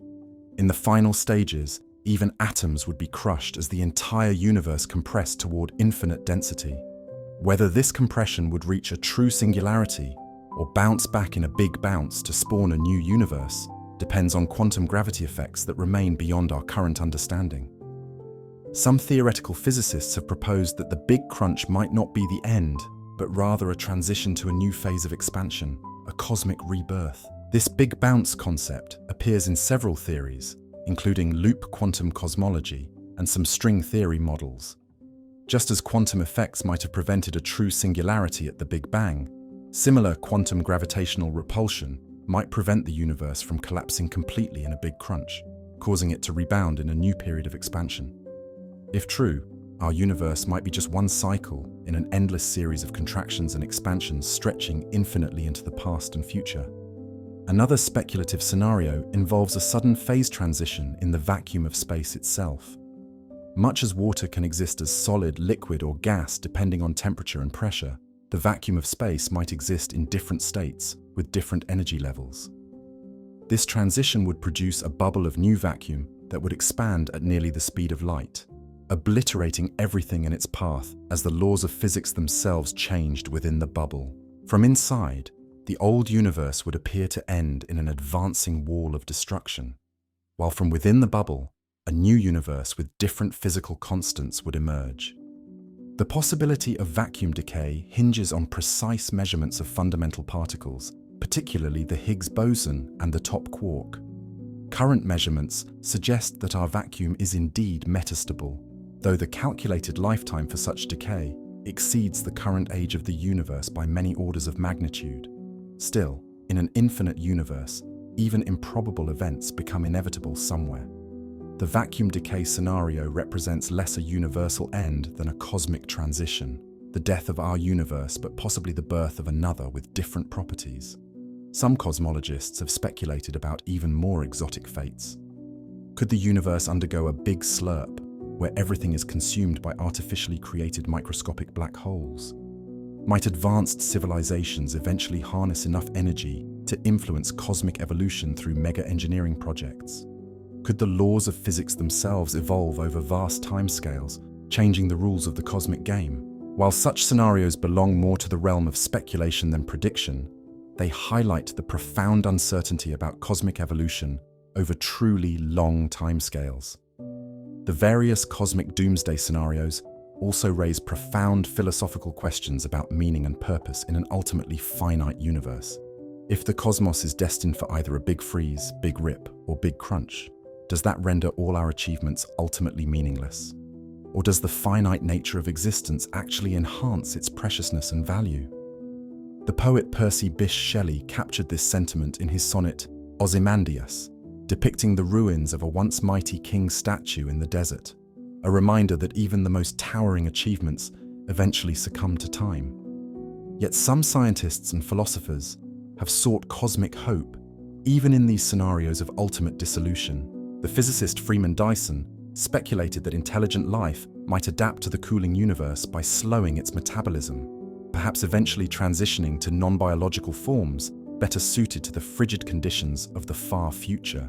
In a universe of dwindling energy resources, life might evolve to compute and think ever more efficiently, experiencing subjective time in ways that stretch finite energy supplies into subjectively infinite experiences. Even more speculative are scenarios involving the creation of baby universes, new cosmic domains that bud off from our universe through quantum processes, or perhaps through the technological interventions of advanced civilizations. Theoretical physicist Lee Smolin has proposed a form of cosmic natural selection, where black holes might give birth to new universes with slightly different physical constants, introducing a kind of evolutionary process into cosmology itself. If technologically advanced civilizations could someday create their own universes in laboratory conditions, as some speculative physics suggests, then perhaps the legacy of intelligence might transcend even the death of our particular cosmic domain.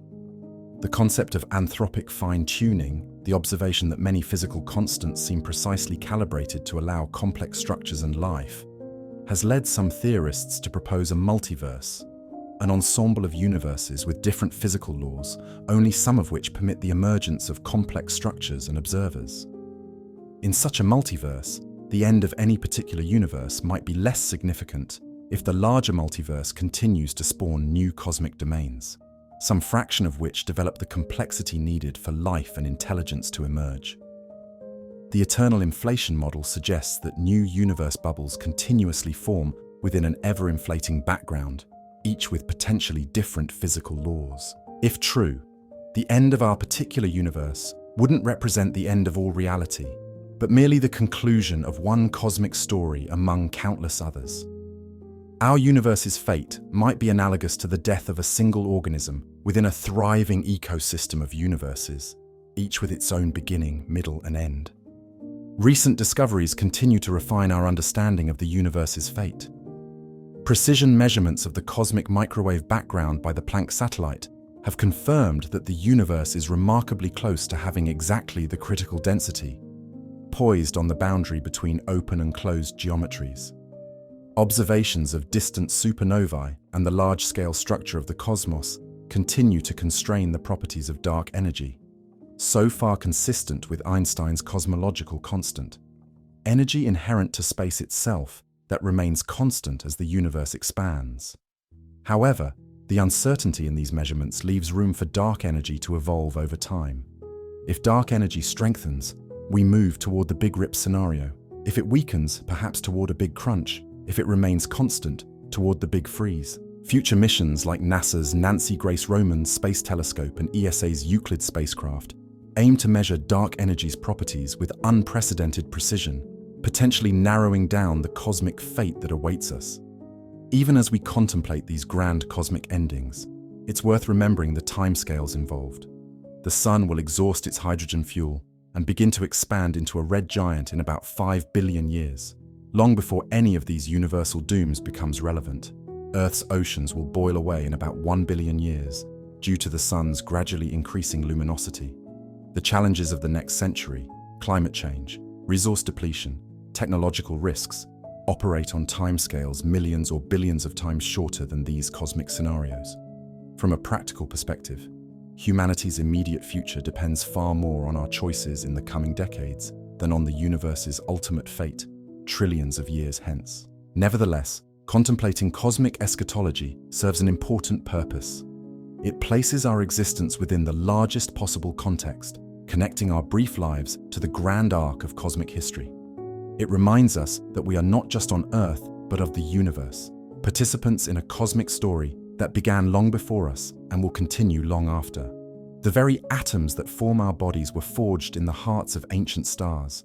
The iron in our blood and the calcium in our bones are literally stardust, created in stellar explosions billions of years ago. In facing the universe's mortality, we confront our own.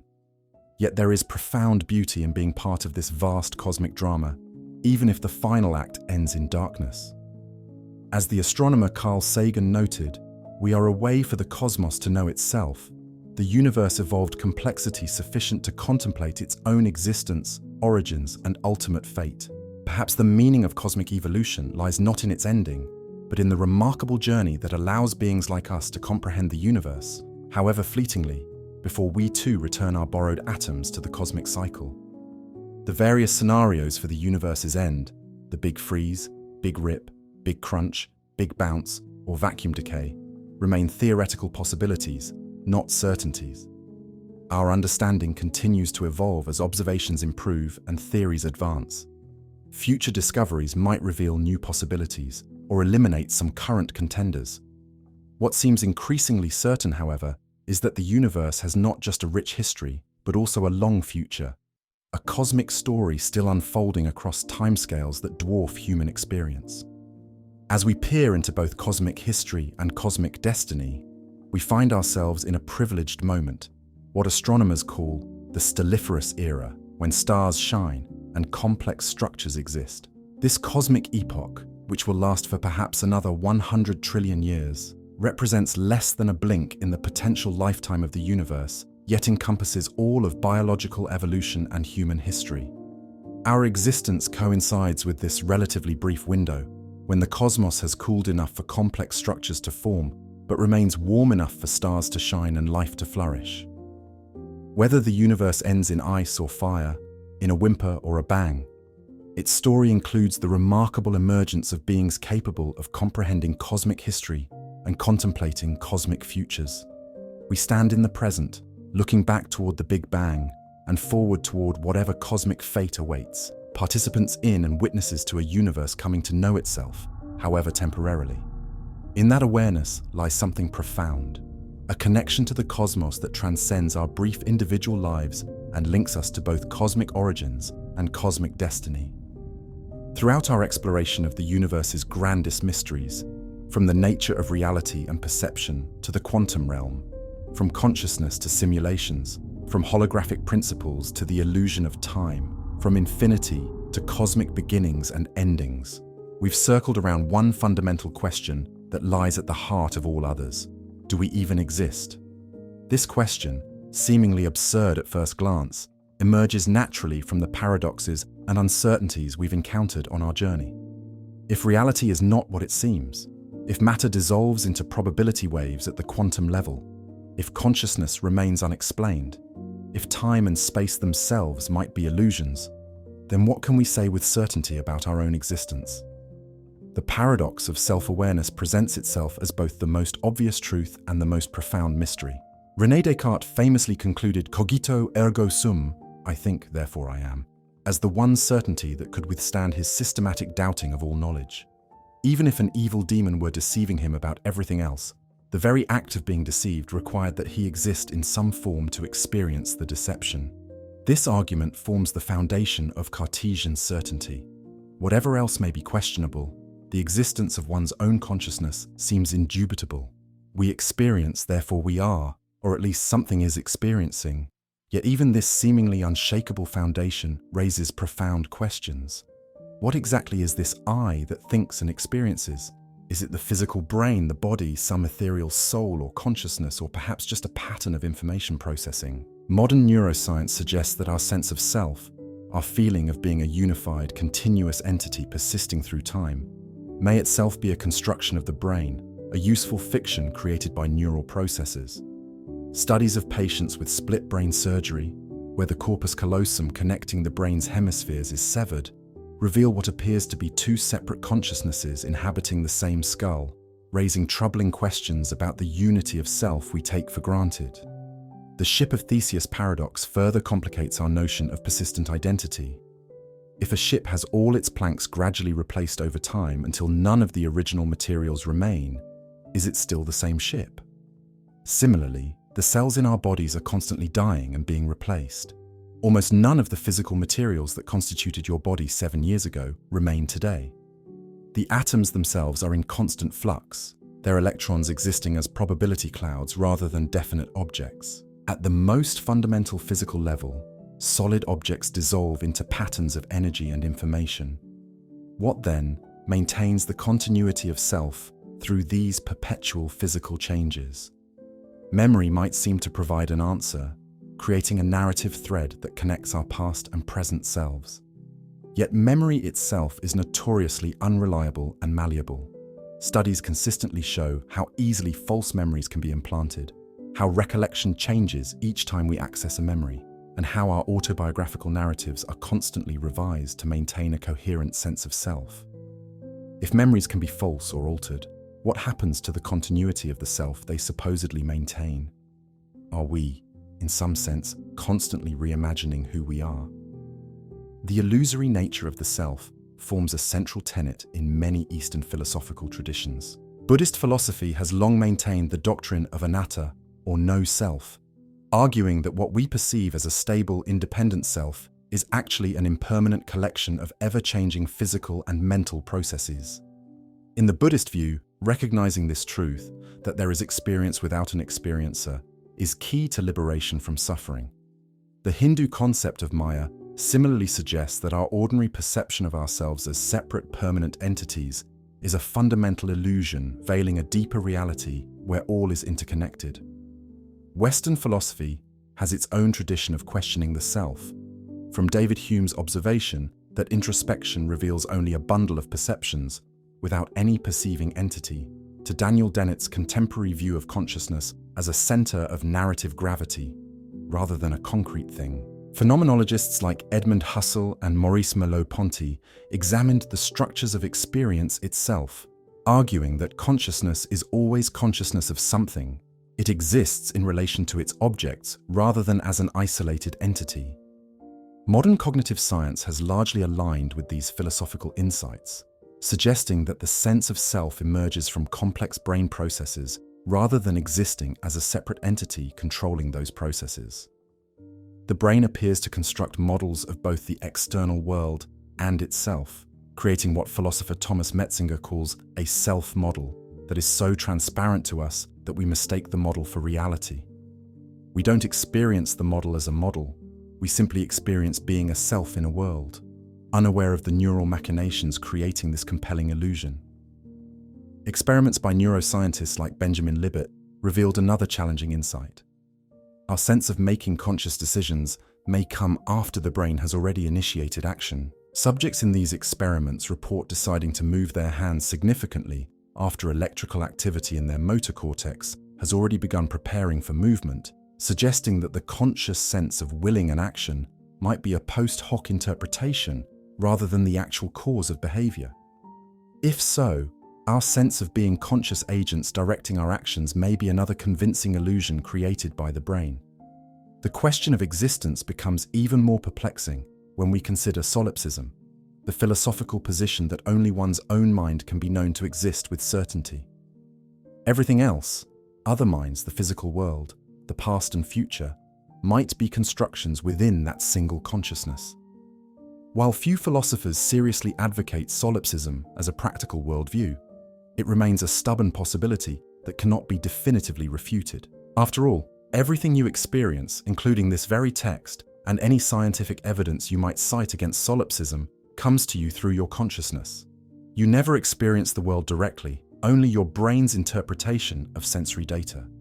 Solipsism represents an extreme form of skepticism, but milder versions raise equally troubling questions. How can we know that other humans have subjective experiences like our own? This problem of other minds has occupied philosophers for centuries. We observe behavior in others that resembles our own, but we never directly experience their consciousness. At best, we can infer its existence by analogy with our own experience. Even if we grant the existence of other minds, the nature of their experience remains mysterious. Philosopher Thomas Nagel famously asked what it is like to be a bat, arguing that even complete knowledge of bat neurology would not tell us what bat consciousness feels like from the inside. The subjective, first-person nature of consciousness seems to resist third-person scientific description. This explanatory gap between objective descriptions of brain processes and subjective experience remains one of science's great unsolved problems. The hard problem of consciousness, why physical processes in the brain should give rise to subjective experience at all, further complicates our understanding of existence. Neuroscience has made remarkable progress in correlating neural activity with conscious states, but it struggles to explain why these physical processes are accompanied by experience. As philosopher David Chalmers puts it, we might imagine beings physically identical to humans, but lacking consciousness entirely. Philosophical zombies going through all the same behaviors without any inner life. That such beings seem conceptually possible highlights the mysterious relationship between physical processes and subjective experience. If consciousness remains mysterious, what can we say about the physical world that seems to exist independently of our minds? The idealist tradition in philosophy, championed by figures like George Berkeley, argues that physical objects exist only as perceptions in minds. To be is to be perceived. In Berkeley's view, what we call matter is simply the consistent pattern of ideas produced in our minds by God. While few modern philosophers embrace Berkeley's theological idealism, contemporary versions suggest that information or consciousness might be more fundamental than matter. The materialist view dominant in modern science takes the opposite approach, seeing consciousness as emerging from physical processes rather than preceding them. In this view, we exist as complex physical systems, extraordinarily sophisticated biological machines that have evolved the capacity for self-awareness. Our thoughts, feelings, and sense of self arise from electrochemical processes in the brain, which itself developed through billions of years of evolution.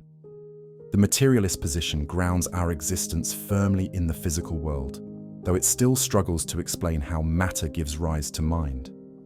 Perhaps the most radical challenge to conventional notions of existence comes from quantum mechanics. At the most fundamental level, particles seem to exist as probability waves until measured, existing in multiple states simultaneously. The famous Schrödinger's cat thought experiment illustrates this paradox. According to quantum mechanics, a cat in a box with a radioactive trigger for poison could be simultaneously alive and dead until observed. Various interpretations of quantum mechanics offer different accounts of what this means for reality, from the many worlds interpretation, where every possible outcome occurs in separate branching universes, to quantum consciousness theories, where consciousness itself causes the collapse of probability waves into definite states. Quantum entanglement further complicates our picture of existence, demonstrating that particles can be correlated in ways that seem to transcend space and time. Once entangled, particles maintain instantaneous connections regardless of distance, suggesting a deep interconnectedness beneath the apparent separation of objects in the world. Some interpretations of quantum mechanics suggest that at the most fundamental level, separation itself may be illusory. We and everything else might be aspects of a unified quantum field, with our perception of distinct objects being a useful approximation rather than ultimate reality. If our thoughts are just electrochemical reactions in the brain, products of evolution selected for survival value rather than truth tracking, what reason do we have to trust them? This evolutionary argument against naturalism suggests a paradox. If our cognitive faculties evolved primarily to enhance survival and reproduction, rather than to discover truth, why should we trust them in domains far removed from everyday survival, like quantum physics or metaphysics? Some philosophers argue that this undermines materialist accounts of mind, while others suggest that truth tracking would itself confer evolutionary advantages. The computational theory of mind offers another perspective, suggesting that mental processes are essentially forms of information processing. In this view, we exist as complex patterns of information rather than as specific physical substrates. Such a view aligns with functionalist accounts in philosophy of mind, which hold that mental states are defined by their functional roles rather than their physical implementations. This raises intriguing possibilities. If the same pattern of information processing could be realized in different physical systems, biological brains, silicon computers, or something else entirely, would all these implementations be conscious in the same way? This leads naturally to questions about artificial consciousness and the potential for mind uploading. If consciousness is indeed a pattern of information processing, rather than something unique to biological brains, then artificial systems might someday achieve consciousness. Some futurists envision the possibility of transferring human minds to computers, raising profound questions about identity. If your brain patterns were perfectly copied to a computer simulation, would that simulation be you? Would it be conscious? Would the original biological you and the digital copy both have legitimate claims to being the same person? The social dimension of existence adds another layer of complexity. To what extent are we defined by our relationships with others? Philosophers in the existentialist tradition emphasize that we create ourselves through our choices and actions in relation to others. Martin Buber distinguished between I-it relationships, where we treat others as objects, and I-thou relationships of genuine dialogue, where both parties are mutually constituted. In a very real sense, we exist not just as isolated individuals, but as nodes in complex social networks that partly define who we are. Language itself shapes our sense of existence in profound ways. The Sapir-Whorf hypothesis suggests that the structure of language influences or even determines how we perceive and categorize the world. Different languages carve up reality in different ways. Some have many words for snow, others distinguish blue and green as shades of the same color, and some use absolute directional terms, north, south, east, west, rather than relative ones, left, right.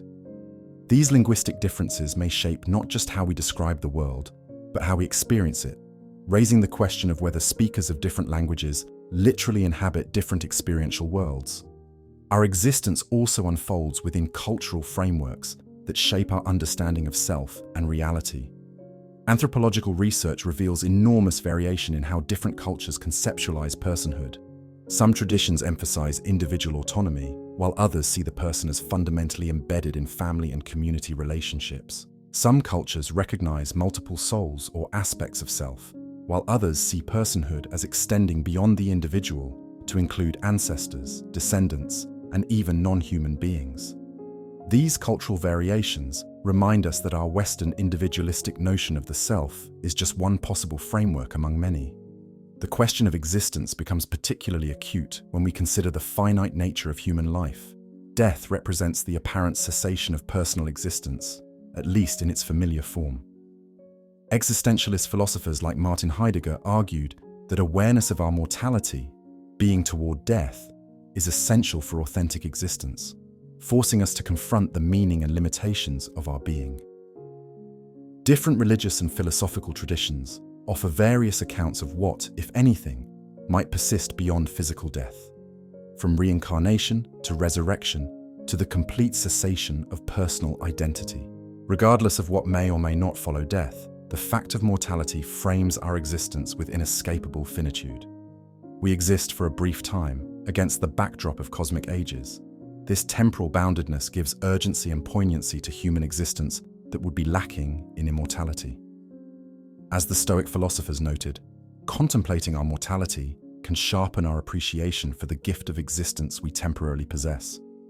the scientific understanding of human origins offers another perspective on our existence. We are the products of billions of years of evolution, our bodies and minds shaped by natural selection, acting on random genetic variations. Every human alive today represents the unbroken success of countless ancestors who survived long enough to reproduce, stretching back not just to early humans, but to the first single-celled organisms. This evolutionary heritage is written in our DNA, our brain structures, and our behavioral tendencies. We exist as the current manifestation of an ancient and ongoing process of biological adaptation. At an even deeper level, we are made of atoms forged in the hearts of stars. The carbon, nitrogen, oxygen, and other heavy elements that form our bodies could only have been created through stellar nucleosynthesis, the fusion processes that power stars and the explosive deaths of massive stars that scatter these elements into space. Our physical existence represents matter that has organized itself into patterns of such complexity that it can contemplate its own origins. This cosmic perspective reveals both our insignificance and our profound connection to the universe. We exist as infinitesimal specks in an immense cosmos, our lives mere instants in cosmic time. Yet we are not separate from this universe, but integral parts of it, arrangements of matter and energy that have, through the long processes of evolution, developed the capacity for self-awareness. Our existence, however brief and localized, is the universe knowing itself. Thus leads us not to a simple yes or no answer, but to a profound recognition of the multifaceted and mysterious nature of existence itself. We exist as physical beings made of atoms and molecules, as biological organisms shaped by evolution, as conscious minds experiencing a world, as social beings defined by relationships, as cultural entities embedded in systems of meaning, and perhaps as patterns of information that could theoretically be instantiated in different substrates. The paradox of our existence lies in its simultaneous certainty and mystery. We cannot doubt our own experience. Something is happening, something is being experienced. Yet the nature of this experience, the boundary between self and world, the relationship between mind and matter, and the ultimate reality underlying appearance, all remain profoundly uncertain. We exist, yes, but what exactly we are and what it means to exist continue to elude final answers. Perhaps this fundamental uncertainty itself defines the human condition. We are beings who can question our own existence, who can recognize the limitations of our knowledge, who can wonder about the nature of reality. This capacity for reflective self-questioning, for philosophy in its deepest sense, may be what most distinctively characterizes human existence. We exist as question-asking beings, forever seeking understanding while recognizing that complete understanding may lie beyond our grasp. As we contemplate whether reality matters in the face of all this uncertainty, we might find wisdom in embracing both the mystery and the lived experience of being. Whatever the ultimate nature of reality, we find ourselves here now experiencing this moment, connected to others and to the cosmos in ways both obvious and subtle. Even if reality is not what it seems, even if we ourselves are not what we seem, the experience of existence itself remains our starting point and our constant companion on the journey of exploration. After our journey through the deepest questions about the nature of reality, from the fragility of perception to the quantum foundations of matter, from the mystery of consciousness to the possibility that we live in a simulation, from the holographic principle to the illusion of time, from cosmic beginnings to ultimate endings, and even the question of whether we exist at all, we arrive at perhaps the most provocative question of all. What if reality doesn't matter? What if the ultimate nature of the universe, whether it's really real or not, is less important than how we experience and engage with it? This question shifts our focus from metaphysical speculation about what reality is to the existential consideration of how we live within whatever reality we inhabit. It asks us to consider whether the value of our existence depends on its fundamental nature or on something else entirely. If tomorrow we discovered definitive proof that we live in a simulation, or that time is an illusion, or that other minds don't exist in the way we thought, would that truly change the significance of our lived experience? The existentialist tradition in philosophy directly confronts this question. Thinkers like Jean-Paul Sartre, Albert Camus, and Simone de Beauvoir argued that existence precedes essence, that we are thrust into existence without predetermined meaning, forced to create value through our choices and actions. In Sartre's view, humans are condemned to freedom, responsible for creating meaning in a world that offers no inherent purpose. Camus described the human condition as fundamentally absurd, a meaning-seeking creature in a meaning-indifferent universe, yet suggested we could find dignity in confronting this absurdity with clear-eyed awareness. This existentialist perspective suggests that meaning isn't found in discovering the ultimate nature of reality, but in how we choose to live within the reality we experience. Whether the universe is a simulation, a dream, a material process, or something else entirely, we still face the same fundamental human challenge: how to create purpose and value in our finite existence. As Camus famously concluded in The Myth of Sisyphus, we must imagine Sisyphus happy, even in the endless, apparently meaningless task of pushing a boulder up a hill, only to watch it roll down again. The phenomenological branch of philosophy, developed by Edmund Husserl and extended by thinkers like Martin Heidegger and Maurice Merleau-Ponty, offers another approach to this question. Phenomenology focuses on the structures of experience itself, how things appear to consciousness, rather than speculating about what might exist behind appearances. In this view, our primary relation to reality is not theoretical, but practical. We encounter the world first as a field of practical engagements and meaningful projects, not as a collection of objects to be scientifically explained. Heidegger described human existence as being in the world, always already engaged with a meaningful environment, rather than being a detached observer of an external reality. In everyday life, we don't encounter objects as neutral things with properties, but as equipment for our projects. The chair is for sitting, the door for entering and exiting. This practical engagement precedes and grounds theoretical knowledge. From this perspective, questions about the ultimate nature of reality might be secondary to understanding how we meaningfully engage with the world as we experience it. Eastern philosophical traditions have long emphasized similar insights. Buddhist philosophy, particularly in the Madhyamaka tradition developed by Nagarjuna, teaches the doctrine of emptiness, sunyata, the view that all phenomena lack inherent, independent existence. Yet rather than leading to nihilism, this realization is seen as liberating, allowing us to recognize the conventional nature of reality without becoming attached to fixed views. The Buddhist path doesn't seek to escape the world, but to engage with it more skillfully, with greater compassion and less suffering, through clear recognition of its nature. After our journey through the deepest questions about the nature of reality, from the fragility of perception to the quantum foundations of matter, from the mystery of consciousness to the possibility that we live in a simulation, from the holographic principle to the illusion of time, from cosmic beginnings to ultimate endings, and even the question of whether we exist at all, we arrive at perhaps the most provocative question of all. What if reality doesn't matter? What if the ultimate nature of the universe, whether it's really real or not, is less important than how we experience and engage with it? This question shifts our focus from metaphysical speculation about what reality is to the existential consideration of how we live within whatever reality we inhabit. It asks us to consider whether the value of our existence depends on its fundamental nature or on something else entirely. If tomorrow we discovered definitive proof that we live in a simulation, or that time is an illusion, or that other minds don't exist in the way we thought, would that truly change the significance of our lived experience? The existentialist tradition in philosophy directly confronts this question. Thinkers like Jean-Paul Sartre, Albert Camus, and Simone de Beauvoir argued that existence precedes essence, that we are thrust into existence without predetermined meaning, forced to create value through our choices and actions. In Sartre's view, humans are condemned to freedom, responsible for creating meaning in a world that offers no inherent purpose. Camus described the human condition as fundamentally absurd, a meaning-seeking creature in a meaning-indifferent universe, yet suggested we could find dignity in confronting this absurdity with clear-eyed awareness. This existentialist perspective suggests that meaning isn't found in discovering the ultimate nature of reality, but in how we choose to live within the reality we experience.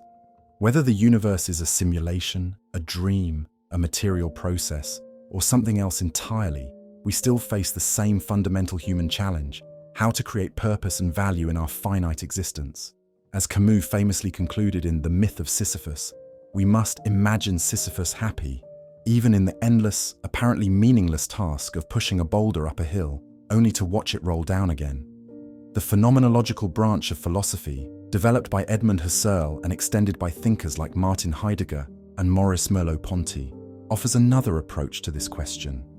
Phenomenology focuses on the structures of experience itself, how things appear to consciousness, rather than speculating about what might exist behind appearances. In this view, our primary relation to reality is not theoretical, but practical.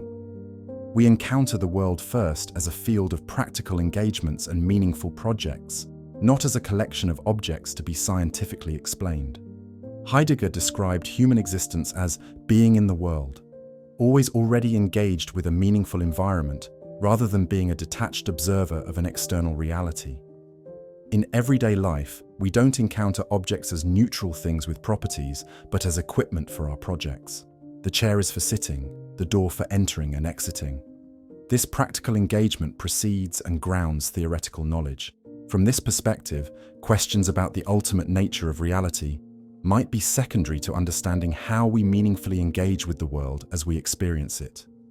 Eastern philosophical traditions have long emphasized similar insights. Buddhist philosophy, particularly in the Madhyamaka tradition developed by Nagarjuna, teaches the doctrine of emptiness, sunyata, the view that all phenomena lack inherent, independent existence. Yet rather than leading to nihilism, this realization is seen as liberating, allowing us to recognize the conventional nature of reality without becoming attached to fixed views. The Buddhist path doesn't seek to escape the world, but to engage with it more skillfully, with greater compassion and less suffering, through clear recognition of its nature. Zen Buddhism takes this approach further, with its emphasis on direct experience over conceptual understanding. The famous Zen saying, "Before enlightenment, chop wood, carry water. After enlightenment, chop wood, carry water," suggests that awakening doesn't remove us from ordinary reality, but transforms our relationship to it. The activities remain the same, but our mode of engagement changes, from grasping and attachment to presence and acceptance. This tradition suggests that reality matters, not in an abstract metaphysical sense, but in the quality of our moment-to-moment experience. The Taoist concept of wu wei, or non-action, similarly points to a way of engaging with reality that doesn't depend on metaphysical certainties. By aligning ourselves with the processes already at work in reality, whatever its ultimate nature, we can live with greater ease and efficacy.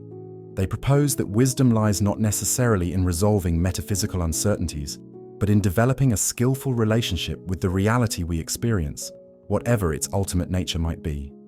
This doesn't mean abandoning the quest for scientific understanding or philosophical clarity. These pursuits have their own value, but it suggests that meaningful existence doesn't depend on resolving these ultimate questions. The importance of experience, exploration, and scientific curiosity becomes evident when we consider the practical value these activities hold, regardless of reality's fundamental nature.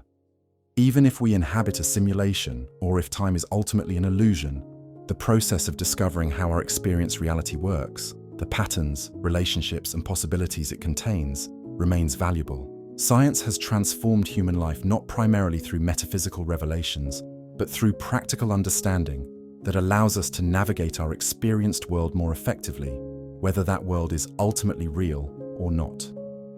Scientific exploration represents one of humanity's noblest endeavors, a collective project to understand the cosmos we inhabit and our place within it. From mapping the human genome to detecting gravitational waves from colliding black holes, from developing vaccines to exploring distant planets, science embodies our capacity to transcend immediate concerns and pursue understanding for its own sake. This pursuit would remain valuable even if we discovered that reality differs fundamentally from our current conceptions, for it represents the best expression of our curiosity and ingenuity.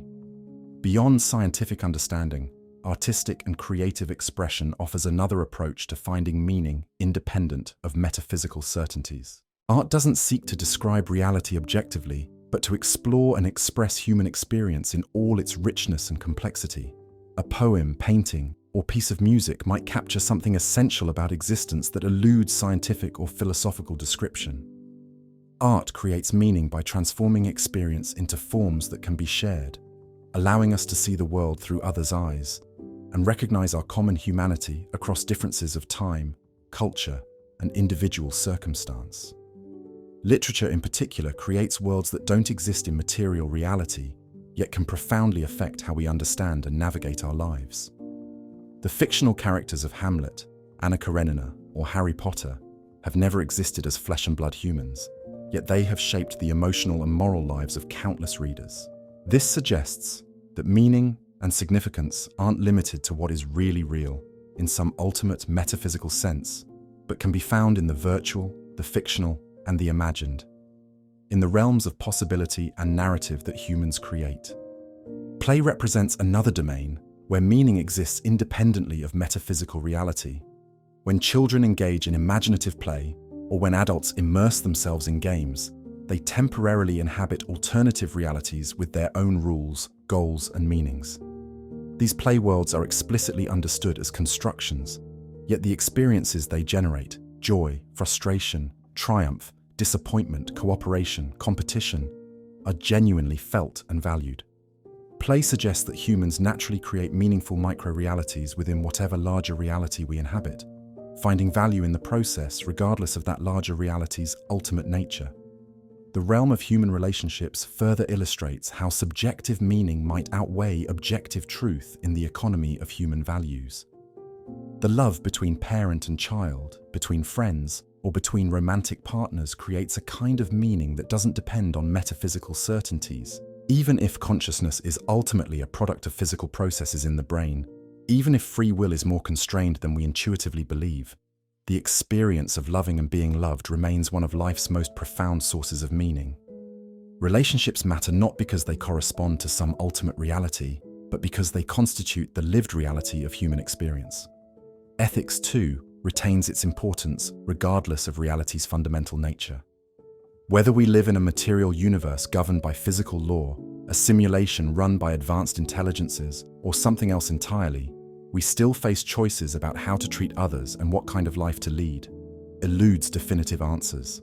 Indeed, ethical responsibility might be heightened rather than diminished by metaphysical uncertainty, as it places the burden of creating meaning and value more squarely on our shoulders. Philosopher Thomas Nagel has argued for what he calls the view from nowhere, the human capacity to adopt an objective perspective that transcends our subjective viewpoint. This capacity allows us to recognize both the cosmic insignificance of our individual lives when viewed objectively, and their immense significance when viewed subjectively from within. The tension between these perspectives creates an irony at the heart of human existence. We can recognize our cosmic smallness while still experiencing our lives as tremendously important. This dual awareness doesn't require resolving metaphysical questions about ultimate reality. It requires maintaining both perspectives simultaneously. The pragmatist tradition in philosophy, associated with thinkers like William James and John Dewey, offers another approach to the question of reality's significance. Pragmatism judges ideas not by their correspondence to some independent reality, but by their practical consequences for human life. A belief is true if it works well as a guide for action, if it helps us navigate experience successfully. From this perspective, metaphysical questions about reality might matter only insofar as different answers lead to different ways of living. If two metaphysical pictures have identical practical implications, the difference between them might be, in pragmatic terms, no difference at all. This pragmatic approach doesn't dismiss theoretical questions as meaningless, but asks us to connect them to their practical significance. Rather than asking whether reality is really real, we might ask how different conceptions of reality affect how we live, what possibilities they open or close, what values they support or undermine. This shifts the focus from abstract speculation to concrete consequences, from what reality is to what difference it makes in human experience. Transhumanist thinkers like Nick Bostrom have considered a related question. Even if we discovered we live in a simulation, would it be rational to care?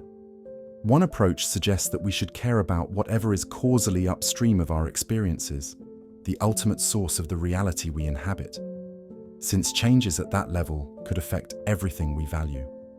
Another approach suggests that we should care about whatever is ontologically fundamental, whatever exists at the deepest level of reality. But a third approach suggests that we should care about whatever sustains the existence and flourishing of conscious beings, regardless of the metaphysical structure that supports this consciousness. This third approach aligns with what philosopher Derek Parfit called the further fact view of personal identity. Parfit argued that personal survival doesn't depend on some further fact beyond psychological continuity and connectedness. What matters isn't whether some metaphysically distinct self continues to exist, but whether the psychological connections that constitute a person persist through time. By analogy, what might matter about reality is not its ultimate metaphysical nature, but its capacity to sustain the kinds of experiences, relationships, and values that make human life meaningful. The simulation hypothesis itself reveals how reality's fundamental nature might be less important than how we engage with it. If we are characters in a simulation, this need not diminish the significance of our experiences any more than a character in a novel is less significant for being fictional. The joy, suffering, love, curiosity, and creativity we experience would remain real as experiences, even if the context containing those experiences differs from what we had assumed. As philosopher David Chalmers has suggested, a simulated reality is still a kind of reality, not an illusion, just as virtual money is still a kind of money, not counterfeit. Perhaps the most profound response to uncertainty about reality comes from embracing the mystery itself. To acknowledge the limits of human understanding is not to abandon the quest for knowledge, but to pursue it with appropriate humility and wonder. Yet this lack of intuitive understanding hasn't prevented quantum theory from being extraordinarily successful as a scientific framework. Similarly, we might acknowledge the ultimate mystery of existence while still engaging fully with the reality we experience. This embrace of mystery finds expression in various spiritual and religious traditions, which often emphasize that ultimate reality transcends conceptual understanding. In the Judeo-Christian tradition, God tells Moses, "I am who I am," a name that simultaneously reveals and conceals. The Tao Te Ching begins, "The Tao that can be told is not the eternal Tao." These traditions suggest that reality at its deepest level may exceed our cognitive grasp, yet still provide a foundation for meaningful existence. The universe, whether real or simulated, finite or infinite, conscious or mindless, remains our home. This cosmos, with its galaxies and atoms, its living creatures and mathematical laws, its beauty and terror, is where we find ourselves. We did not choose to exist or select the fundamental parameters of the reality we inhabit, yet here we are, capable of contemplating cosmic questions while remaining embedded in the ordinary business of human life. This simultaneous capacity for transcendence and immanence, for asking ultimate questions while remaining engaged in mundane activities, defines the peculiar dignity of human existence. Whether reality is really real or not, we experience it as real. The pain of illness or loss is genuinely felt. The joy of connection and discovery is genuinely experienced. The wonder of existence itself, the sheer astonishment that anything exists at all, remains available to us regardless of what scientific or philosophical discoveries might reveal about reality's ultimate nature. This lived experience, with all its complexity and immediacy, may be what truly matters, regardless of the metaphysical structure that supports it. Invites us not to nihilism, but to a more nuanced understanding of what does matter in human life.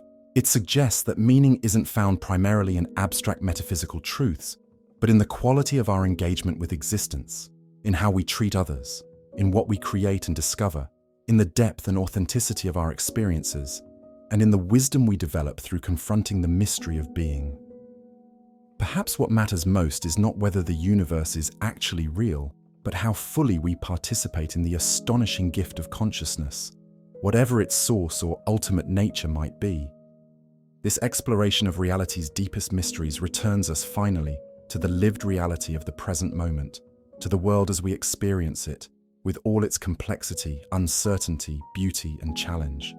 Whether real or virtual, fundamental or derivative, this is the only reality we have direct access to, the stage on which we play out our brief existence. By engaging with it fully, with both scientific curiosity and existential commitment, we honor the remarkable fact of our consciousness, regardless of what may lie behind the veil of appearance. In this full engagement, this wholehearted participation in the mystery of existence, we may find the deepest answer to our question. Reality matters because we are here to experience it, to question it, and to contribute our unique perspective to the ongoing story of the cosmos, whatever its ultimate nature may be.